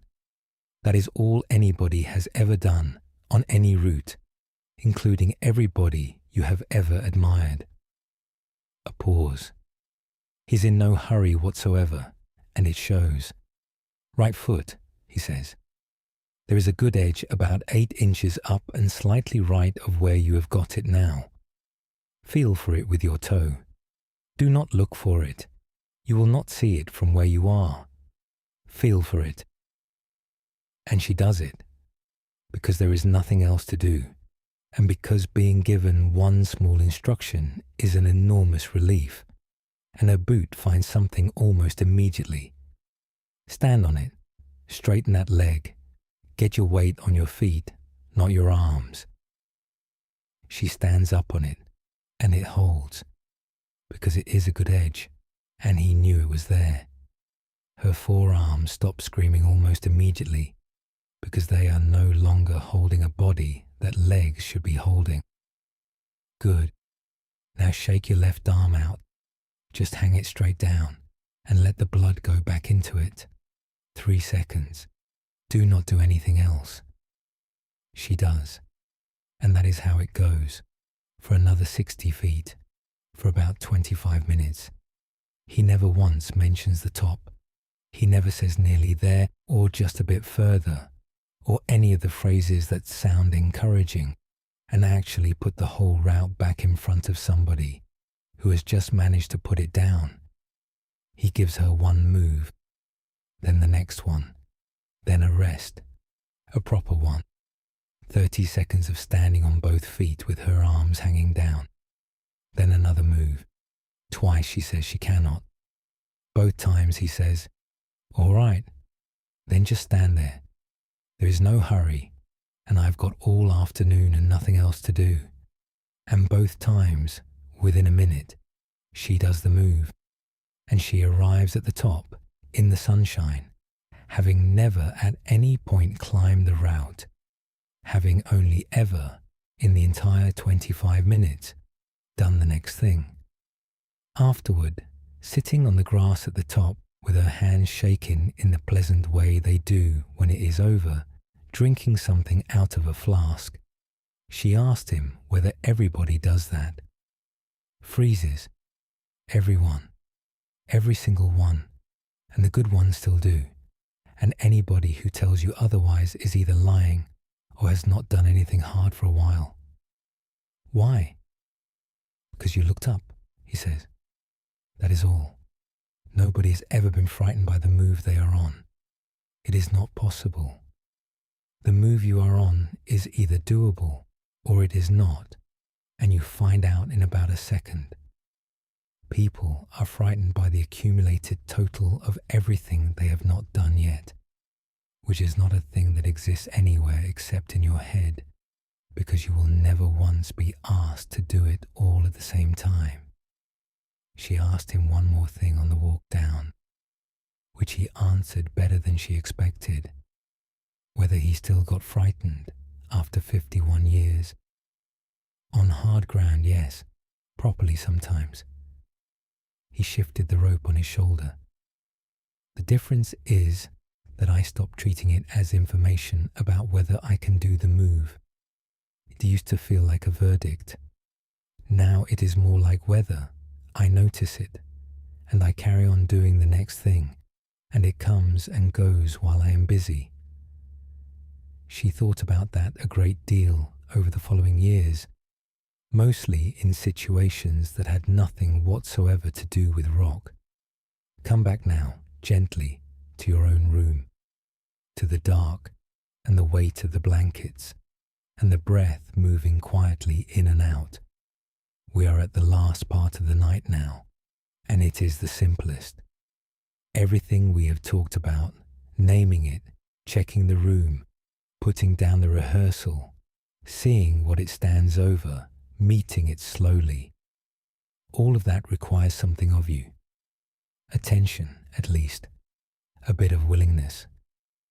Enough of a gap between you and the fear to do something deliberate. All of it is useful, and none of it is available on the worst nights, and a set of instructions that only works when you are already doing reasonably well is not much of a set of instructions. And there are nights when you have none of that available, when you are too tired, or too frightened, or too far into it, and the sensible instructions all feel like one more demand. So here is the thing underneath all of them, which asks nothing at all. The next breath. That is the hold. That is the whole of it. It is the smallest available unit of a life. It is always there. It requires no belief, no understanding, no technique and no effort. And it is the only thing that has ever actually been asked of anybody at any moment. You do not have to get through the night. Nobody has ever had to get through a night. It is not a task that exists. Nights pass on their own at a fixed rate, entirely without assistance, and they have done so on every occasion in your life so far, including the ones you are quite certain you would not survive. Read that slowly, because at this hour the mind has almost certainly put the whole night in front of you at once. The hours remaining, the tiredness tomorrow, the whole route, arriving in one piece. And that is a wall, and it is not real, and you will never be asked to climb it all at the same time. There is only the next breath, and when that is done, there is another one, and it will arrive on its own without you organizing it. And notice why the old man never mentioned the top. It was not encouragement he was withholding. It was weight. Every time somebody says nearly there, they hand the whole remaining route back to a person who had just managed to put it down. And the arms tighten again, and the leg starts, and everything that was working stops working. So nobody is going to tell you tonight that it is nearly morning, or that you will feel better soon, or that this is almost over. Those are all versions of looking up. So let us do that for a while, and let it be enough. Let the whole weight of you be given to the bed, all at once, the way a body gives its weight to a good ledge. Feel the places where you are most held, the back of the head, the shoulder blades, or the hip if you are on your side, and the heels. Let each of them hand over a little more than it was giving. Let the shoulders drop back into it, and then a little further than that, and let the attention move down through you slowly, the way water finds its way down a slope without being directed, taking the easiest path, the scalp loose, the forehead wide and cool, the space between the eyebrows going smooth, the eyelids heavy, the small muscles all around the eyes which have been working since morning, letting go, the cheeks, the jaw. Let the teeth come apart very slightly. Let the tongue rest low and soft in the mouth, the throat open and easy, the back of the neck long, the shoulders coming down and back into the bed, further than you would think possible, the upper arms heavy, the elbows, the forearms, which have been holding on tonight in their own way. Let them let go, the hands and each of the fingers holding nothing at all, the chest rising and falling on its own, the ribs moving a little at the sides, the belly soft. Let the breath come down into it and let it lift and settle without any help, the lower back spreading and widening, the hips giving their whole weight downward, the thighs heavy, the knees unlocked, the calves releasing. And if there is any of that sewing machine tremble anywhere in you tonight, let that leg simply be heavy and supported and off the edge it has been standing on, the ankles, the feet and the soles of the feet, which carried you through the whole day and have not been thought about once, and now the whole of you at once, lying warm and still in a dark room, held completely. Notice, if you can, that there is nothing you are gripping. Nothing has to be held. No forearm anywhere in this room is doing the job of a leg. Nothing above the surface needs to hold anything up. The bed has been doing all of it since you lay down, without being asked, and it will go on doing it whether or not you help. Let the breath come and go without instruction. A little longer on the way out, if that happens by itself. And if it does not, leave it alone. This one, just this one, happening now, and now the next one, which is already arriving without any involvement from you at all. That is the whole of what is being asked of you tonight, and it is being asked one at a time. Not the night, not tomorrow, not the conversation or the result or the appointment, or the thing you cannot check until Monday morning at 9. None of that is the move you are on. One breath, and then the one after it. That is the entire route.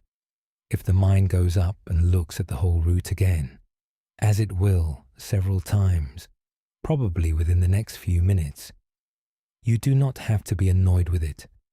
That is what minds do on rock faces. Just come back down to the move you are actually on, which is this one, which is the single breath going out in a warm, dark room in the middle of an ordinary night. And if sleep does not come, if you lie here for another hour doing exactly this, then you will have spent that hour warm, lying down, breathing slowly, in a room where nothing is happening. That is not nothing. That is a great deal better than the same hour spent on a rock face looking up. Let us rest here for a long while. When you are ready, we will go on together, quietly, for the last part of the night, because there is one thing left to say about the frightened part of you, and it is the kindest thing in the whole of tonight, and I have saved it for the end. We have been treating the fear as a problem. It has been the thing to be walked into, checked against the room, put down, met slowly. But it is not a problem. It is a servant, a loyal, unsophisticated, extremely committed servant, doing one job as hard as it can, in a house where the job mostly does not need doing. There is a smoke alarm on a kitchen ceiling somewhere, and a man on a chair with a screwdriver about to make a mistake. Let us go and watch him. The kitchen is small, a galley, really, 4 feet across, in a rented flat above a shop on a main road. And whoever fitted it out put the smoke alarm on the ceiling about 4 feet from the toaster. That is the whole of the problem, and none of it is the alarm's fault. It goes off when anybody makes toast, not burned toast, ordinary toast, done for the ordinary length of time in an ordinary toaster. It goes off if you grill anything at all.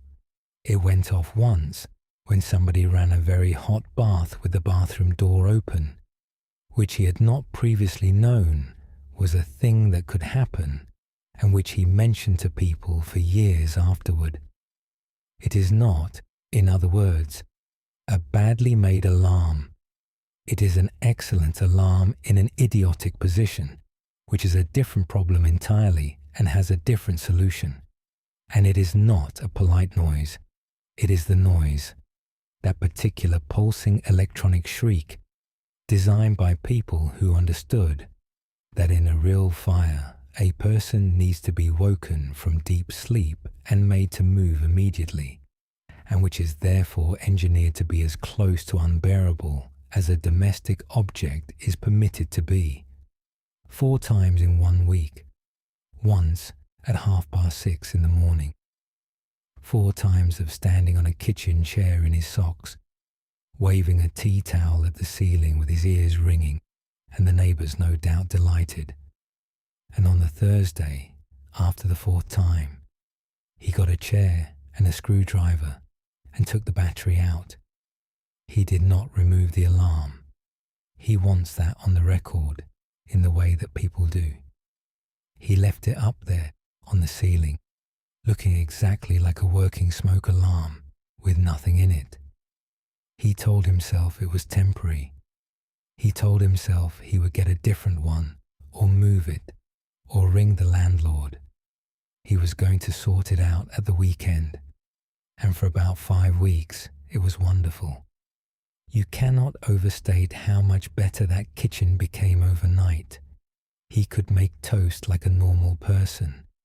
He grilled things without a plan. He had people round twice and cooked for them. Then, on a Sunday afternoon in the autumn, he put a pan of oil on to heat for something and went through to answer the phone in the other room.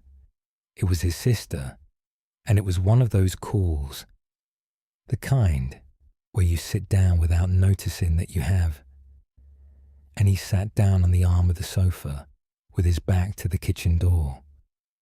He was on that call for about 11 minutes. What saved the flat was not the alarm on the ceiling, which was silent and had been for 5 weeks, and it was not him. It was the woman in the flat below, who smelled it coming down through her own kitchen window and came up 2 flights and hammered on the door. By the time she got to him, the oil was smoking hard, the kitchen was thick with it, and the ceiling above the hob had begun to darken. Nothing caught. There was a great deal of smoke and a ruined pan, and a fortnight of the whole place smelling of it. and a mark on the ceiling above the hob that is still there. He stood in the kitchen afterward, with both windows open and the tea towel still in his hand, from waving the smoke out of them, and looked up at the ceiling at the alarm, which was exactly where it had always been, and which had watched the entire thing with a dead socket where the battery went. Now, here is the part of the story that matters, and it is not the obvious moral. He did not simply put the battery back in. If he had, he would have been back to the fourth time in a week arrangement, and within a fortnight the battery would have come out again. And everybody who has ever lived in a flat like that knows this is true. What he did was take the whole unit down off the ceiling and buy a fresh battery and go and find the drill. He moved it. He put it back up in the hall, about 8 feet away, round the corner, out of the direct path of the toaster.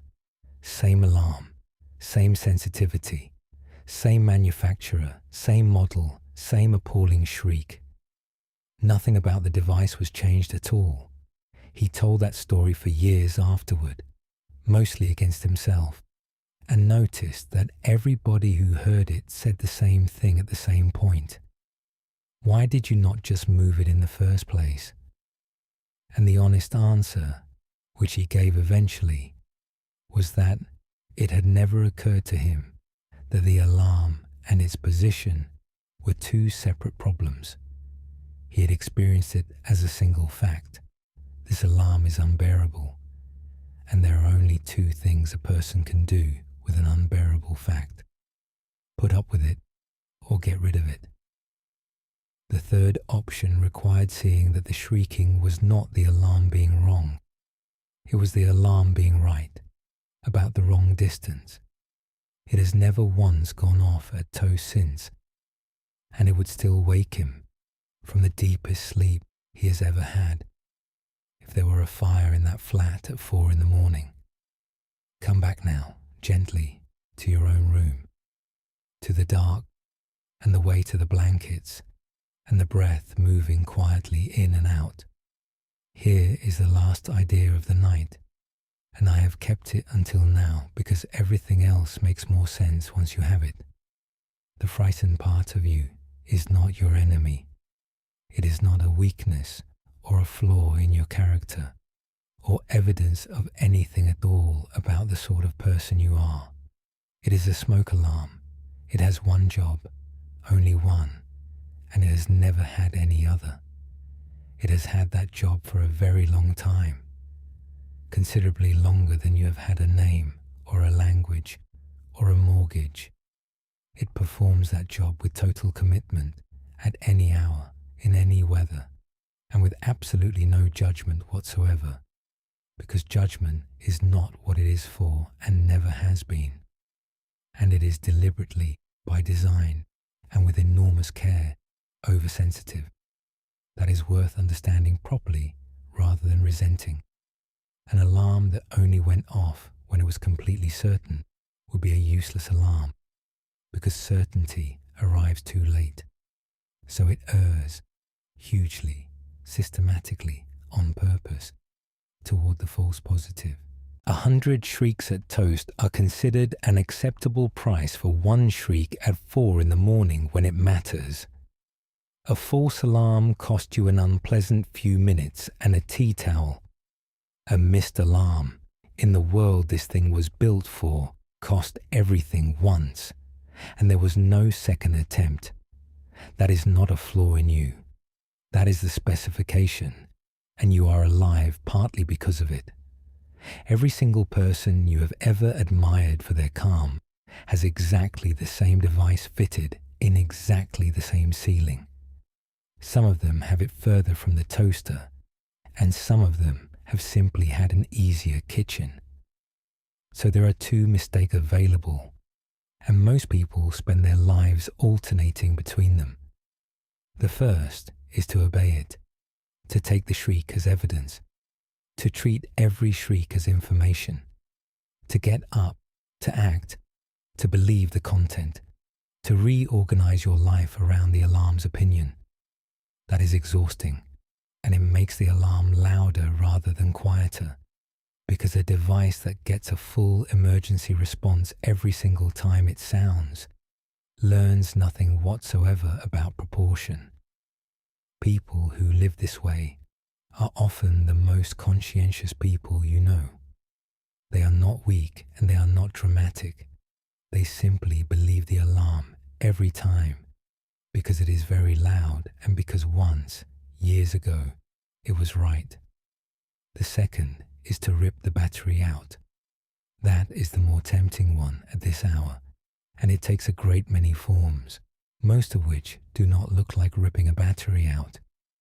Numbing, distraction that never stops, a screen in every gap, no silence anywhere in a day, drinking enough in the evening that the alarm cannot reach you, deciding quite deliberately that there are certain things you simply do not think about, becoming the sort of person who does not feel very much about anything, which people sometimes mistake from the outside and even from the inside for having become calm. It works. That is the honest part. It works beautifully for about 5 weeks, and the kitchen is a great deal more pleasant. And then there is a pan on the hob and a phone call from your sister, and the thing that was supposed to be watching is not watching. And here is what makes that second mistake so difficult to see from the inside. It does not feel like avoidance. It feels like coping. It feels like having finally got on top of something. People who have taken the battery out will often tell you they are much better, and they are describing something real. The kitchen genuinely is more pleasant, and the thing that used to warn them is genuinely no longer speaking. So, the third option, which is what the man in the flat did, do not obey it, do not remove it, acknowledge it, and, over time, in daylight, gradually, move it further from the toaster, which means in practice, and at this hour, you say something like, yes, noted, thank you, and then, not now, that is all. It is not clever, and it will not sound like much written down, and it is the most useful thing in this entire night. There is a reason that works, and it is not sentimental. Because notice what the alarm actually wants. It does not want you to solve anything. It cannot conceive of solutions. It wants to be heard. That is the entirety of its ambition. An alarm that is being ignored gets louder. That is its entire design.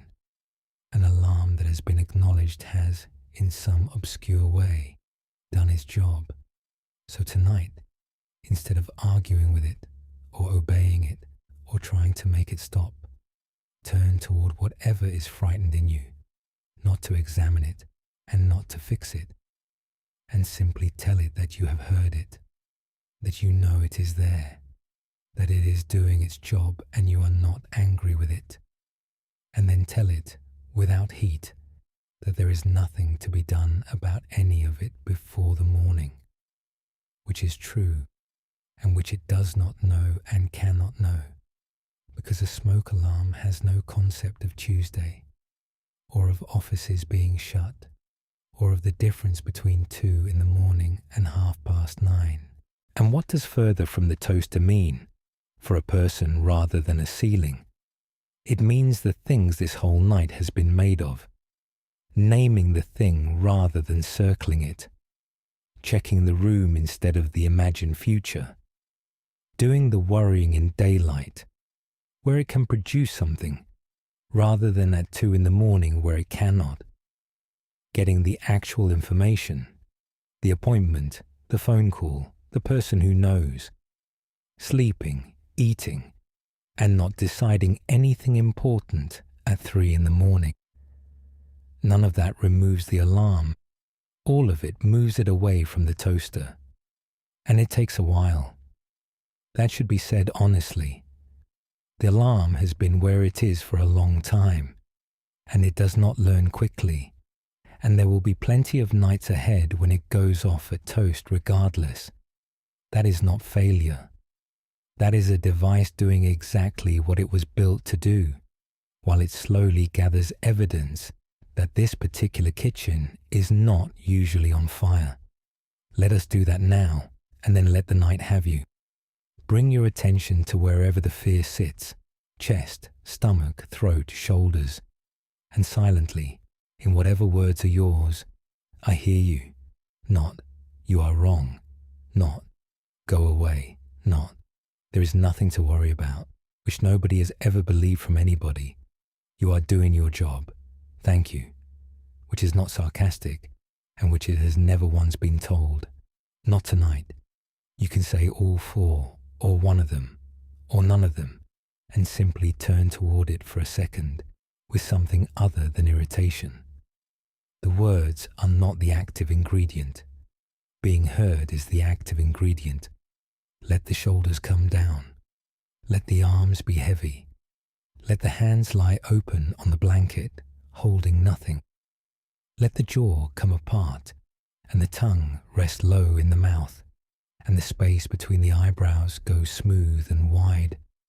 Let the breath come in and go out, and let the out-breath be the longer of the two without your arranging it. And if the shrieking starts again in a few minutes, as it may, you do not have to be angry about it. You simply say it again in the same unhurried voice.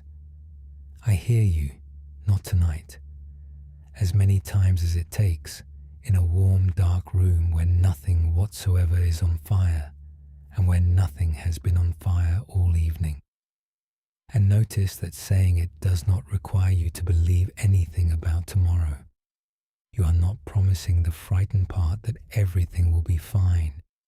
You are not lying to it, which it would detect instantly in the way the boy on the station bench would have detected it. You are only telling it the two things that are certainly true, that you have heard it, and that nothing can be done at this hour. Let us rest here for a while, with the alarm quiet and the kitchen not on fire.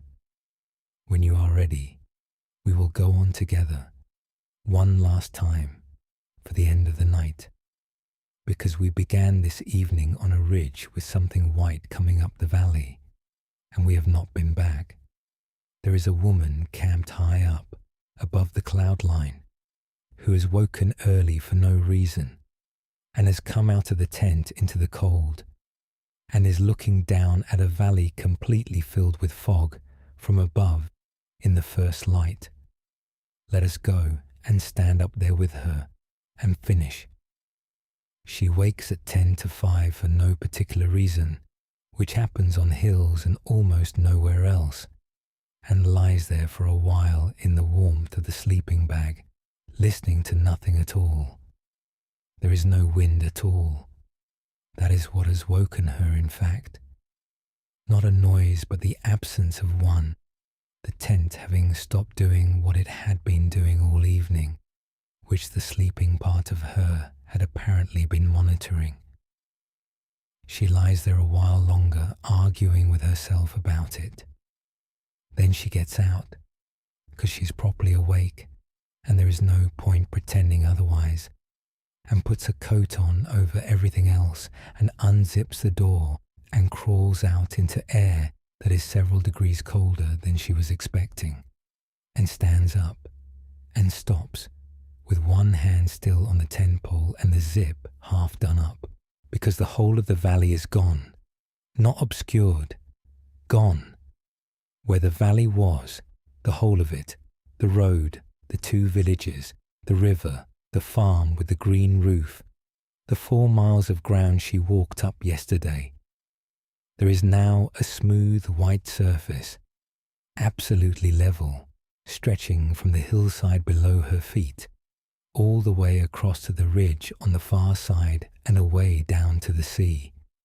The tops are out, all round her, 6 of them dark against it, standing up out of the white-like islands in a bay that was not there when she went to bed. And the light is only just starting. It comes very slowly at that hour, and from an angle nobody expects, from behind her and away to the right, and it comes across the top of the cloud rather than into it, so that the whole surface goes from grey to pearl to a kind of pale gold, with the texture of it showing up in slow ridges and hollows, like a sea that has been told to hold still, and the shadows of the hilltops lie out across it, enormously long, moving imperceptibly as the sun comes up behind her. There is a temperature inversion doing all of this, which she knows, and which explains precisely nothing about what it is like to stand there.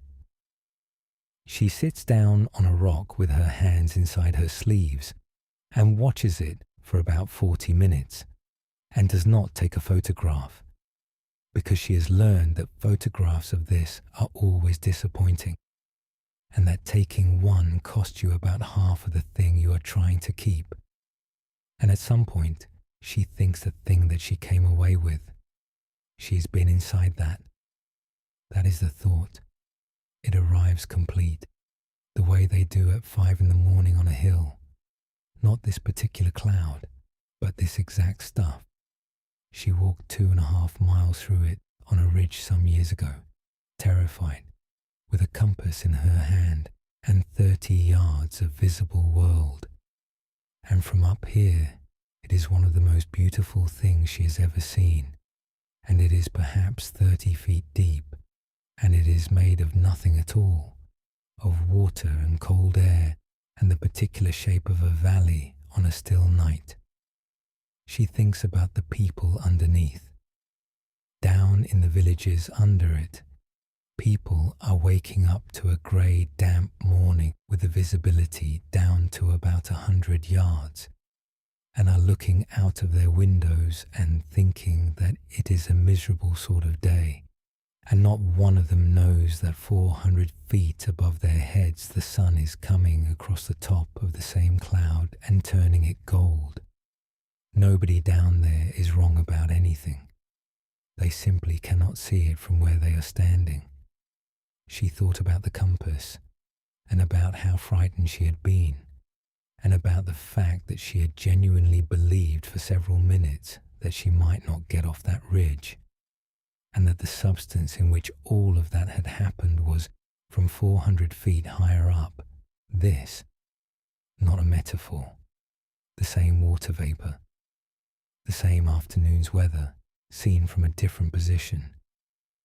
She did not feel foolish about the earlier fear, which surprised her. She had been in it, and inside it there had been no way to see what she was seeing now, and she had done the right things and got across. But she never afterward quite believed a wall of anything again. By 9 o'clock it is gone. It does not blow away, because there is still no wind. It simply thins and drops and burns off from underneath as the ground warms. It happens so gradually that nobody down there notices it happening. They simply look up at some point and find that they can see the far side. And by mid-morning there is the valley again, the road, the 2 villages, the river, the farm with the green roof, a tractor going somewhere, and 4 miles of perfectly ordinary ground lying exactly where it has always lain. Nothing had gone anywhere. Nothing had needed to be recovered. Come back now, one last time, to your own room, to the pillow and the dark and the weight of the blanket, and your own breathing going quietly on without you. Here is where we finish, and it is the plainest thing that has been said all night, and the only one that is checkable right now. You are safe in this moment. Notice what that sentence is not, because everything in the last 3 hours has depended on not saying the things that are not true. Not, everything will be fine. Nobody can tell you that. And if I told you, that you would rightly stop believing anything else I had said. Not, nothing bad will happen. Things happen to everybody, and we have not pretended otherwise once tonight. Just this, which is checkable, which is true right now, and which will still be true in 5 minutes when you check it again. In this moment, in this room, you are safe. Go and check it, the way we checked it hours ago. The sounds, the blanket, the air on your face, the perfectly ordinary furniture standing in the dark exactly where you left it. That is not a large claim, and it is not a comforting lie. It is a description of a building at night. Nothing is happening here. The building is quiet. The doors are shut. Your body is warm and horizontal and doing exactly what it is supposed to be doing at this hour. There is no emergency in this room, and there has not been one all night. There is nothing in this building that requires you to be awake. Nothing needs guarding. There is no one for you to look after between now and the light, and nothing that will be improved by your continued attention. Everything that is frightening you is somewhere else, in a future that has not arrived, in a version of events that does not exist, in a valley you cannot see from up here. And it looks like a wall. It has looked like a wall all night, and it will probably look like one again at some point tomorrow, and that is simply what distance does to uncertainty. But you have been inside that stuff before. Every single person listening to this has walked through it more than once and found 30 yards of ordinary ground and got to the other side and looked back at what appeared to be a solid white cliff and known perfectly well that it was made of nothing, and noticed that safety in this sense is not a feeling. That is worth saying clearly at the end, because it is where people trip. You may not feel safe. The alarm may still be going. Your chest may be doing whatever it has been doing all night, and none of that is evidence about the room. Safety tonight is a fact about a building. The feeling can disagree with it for as long as it likes. Feelings are slow and they run on old information. And the fact remains the fact, and you can rest inside a fact that your body has not yet caught up with. People do it every night. Warm, horizontal, alarm sounding, nothing on fire, asleep by 2. Let us close the evening here then, with nothing left to do. Let the breath come in, and let it go out, and let the out-breath be the longer of the two without your arranging it. Let the shoulders come down one last time. Let the arms be heavy. Let the hands lie open on the blanket, holding nothing at all. Let the jaw come apart, and the tongue rest low in the mouth, and the eyelids be heavy, and the space between the eyebrows go smooth and wide. Feel the warmth under the blanket and the cooler air on your face, and let both be true at once, as they have been all night. Let the whole weight of you be handed over to the bed, the head, the shoulders, the back, the hips, the legs, the heels, given completely to something that has been holding you all night without being asked. We have kept a good deal of company between us tonight, and none of it was calm. There was a letter on a kitchen side, and a man who did not make a phone call for 3 weeks, and then made it in 4 minutes and 11 seconds. There was a wall of white cloud coming up a valley for 40 minutes, which turned out to have no edge and no inside at all. Only 30 yards of perfectly ordinary hillside, travelling along with you wherever you went. There was an actor in the wings with cold hands and a dry mouth, 41 years in, who never once got used to it and who walked on anyway, every night, shaking. There was a grandmother on a station bench with a suitcase held together by a strap, who would not promise anything at all, and who said that in this room there is a pigeon. There was a cheap notebook with 7 fears in it, written 200 times over, and 4 of them happened, and the hard one was never in there at all.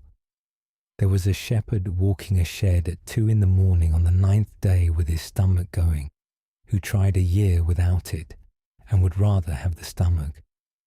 There was an old man in an orchard in July, who never told a frightened boy that there was nothing to worry about, and who said instead, "Be frightened slowly." There was a woman gripped 30 feet up a rock face who never climbed the route at all, only ever the next move, all the way to the top. And there was a smoke alarm 4 feet from a toaster, and a man on a kitchen chair in his socks who took the battery out and put it back, and then finally did the one thing that worked, which was to move it. 9 people, none of whom were calm. That is worth noticing on the way out. Not one of them managed it by not being afraid. The man made the call while dreading it. The walker went on to the ridge with her heart going. The actor shook. The shepherd's stomach turned over for 31 years. The boy stood still with a bee on his wrist and every instinct telling him to move. The climber was gripped. The man with the alarm was frightened enough to take the battery out and frightened enough to put it back. They all did the next thing anyway, badly, in the dark, while feeling exactly what you are feeling. You do not need to remember any of them. Nobody will ask you in the morning, and none of it works better for being recalled, and a story you slept through has done its job better than one you stayed awake for. If one thing stayed, the 30 yards, the pigeon on the waiting room floor, the next move and only the next move.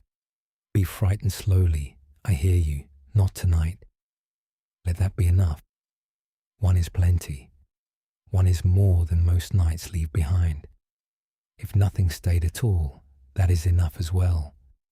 There was never anything here to learn, and no technique that had to be mastered, and no state you were supposed to reach by the end. It was a long, slow night with a voice in it, keeping you company while the alarm quietened down by itself, which is the only way an alarm has ever quietened in anybody in the history of the world. So let the whole thing go now. The stories, the teachings, the words, the whole 3 hours of it, and let the fear go too. Not away, not solved, not smaller, and not because you managed it correctly, just held more loosely at the far end of the room, in a building where nothing is on fire. It can stay. It has been staying all night, and the night has gone on regardless. It does not have to leave before you are allowed to sleep, and it will not be consulted about when you do. May the alarm quieten in its own time, without being ripped out. May you be gentle with the frightened part of yourself, which has only ever been trying to look after you. May you meet what comes when it comes, in the room where it happens, with whatever help is there, and not before.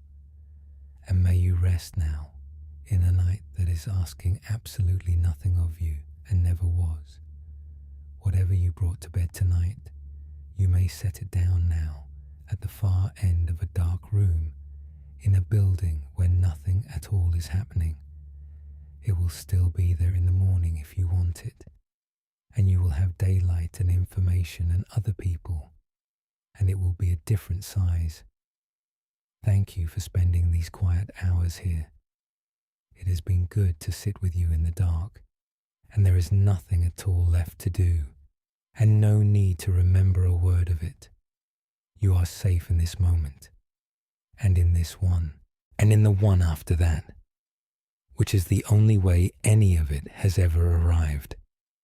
Let the breath come, and let it go, and let the night take you. Sleep well, and good night.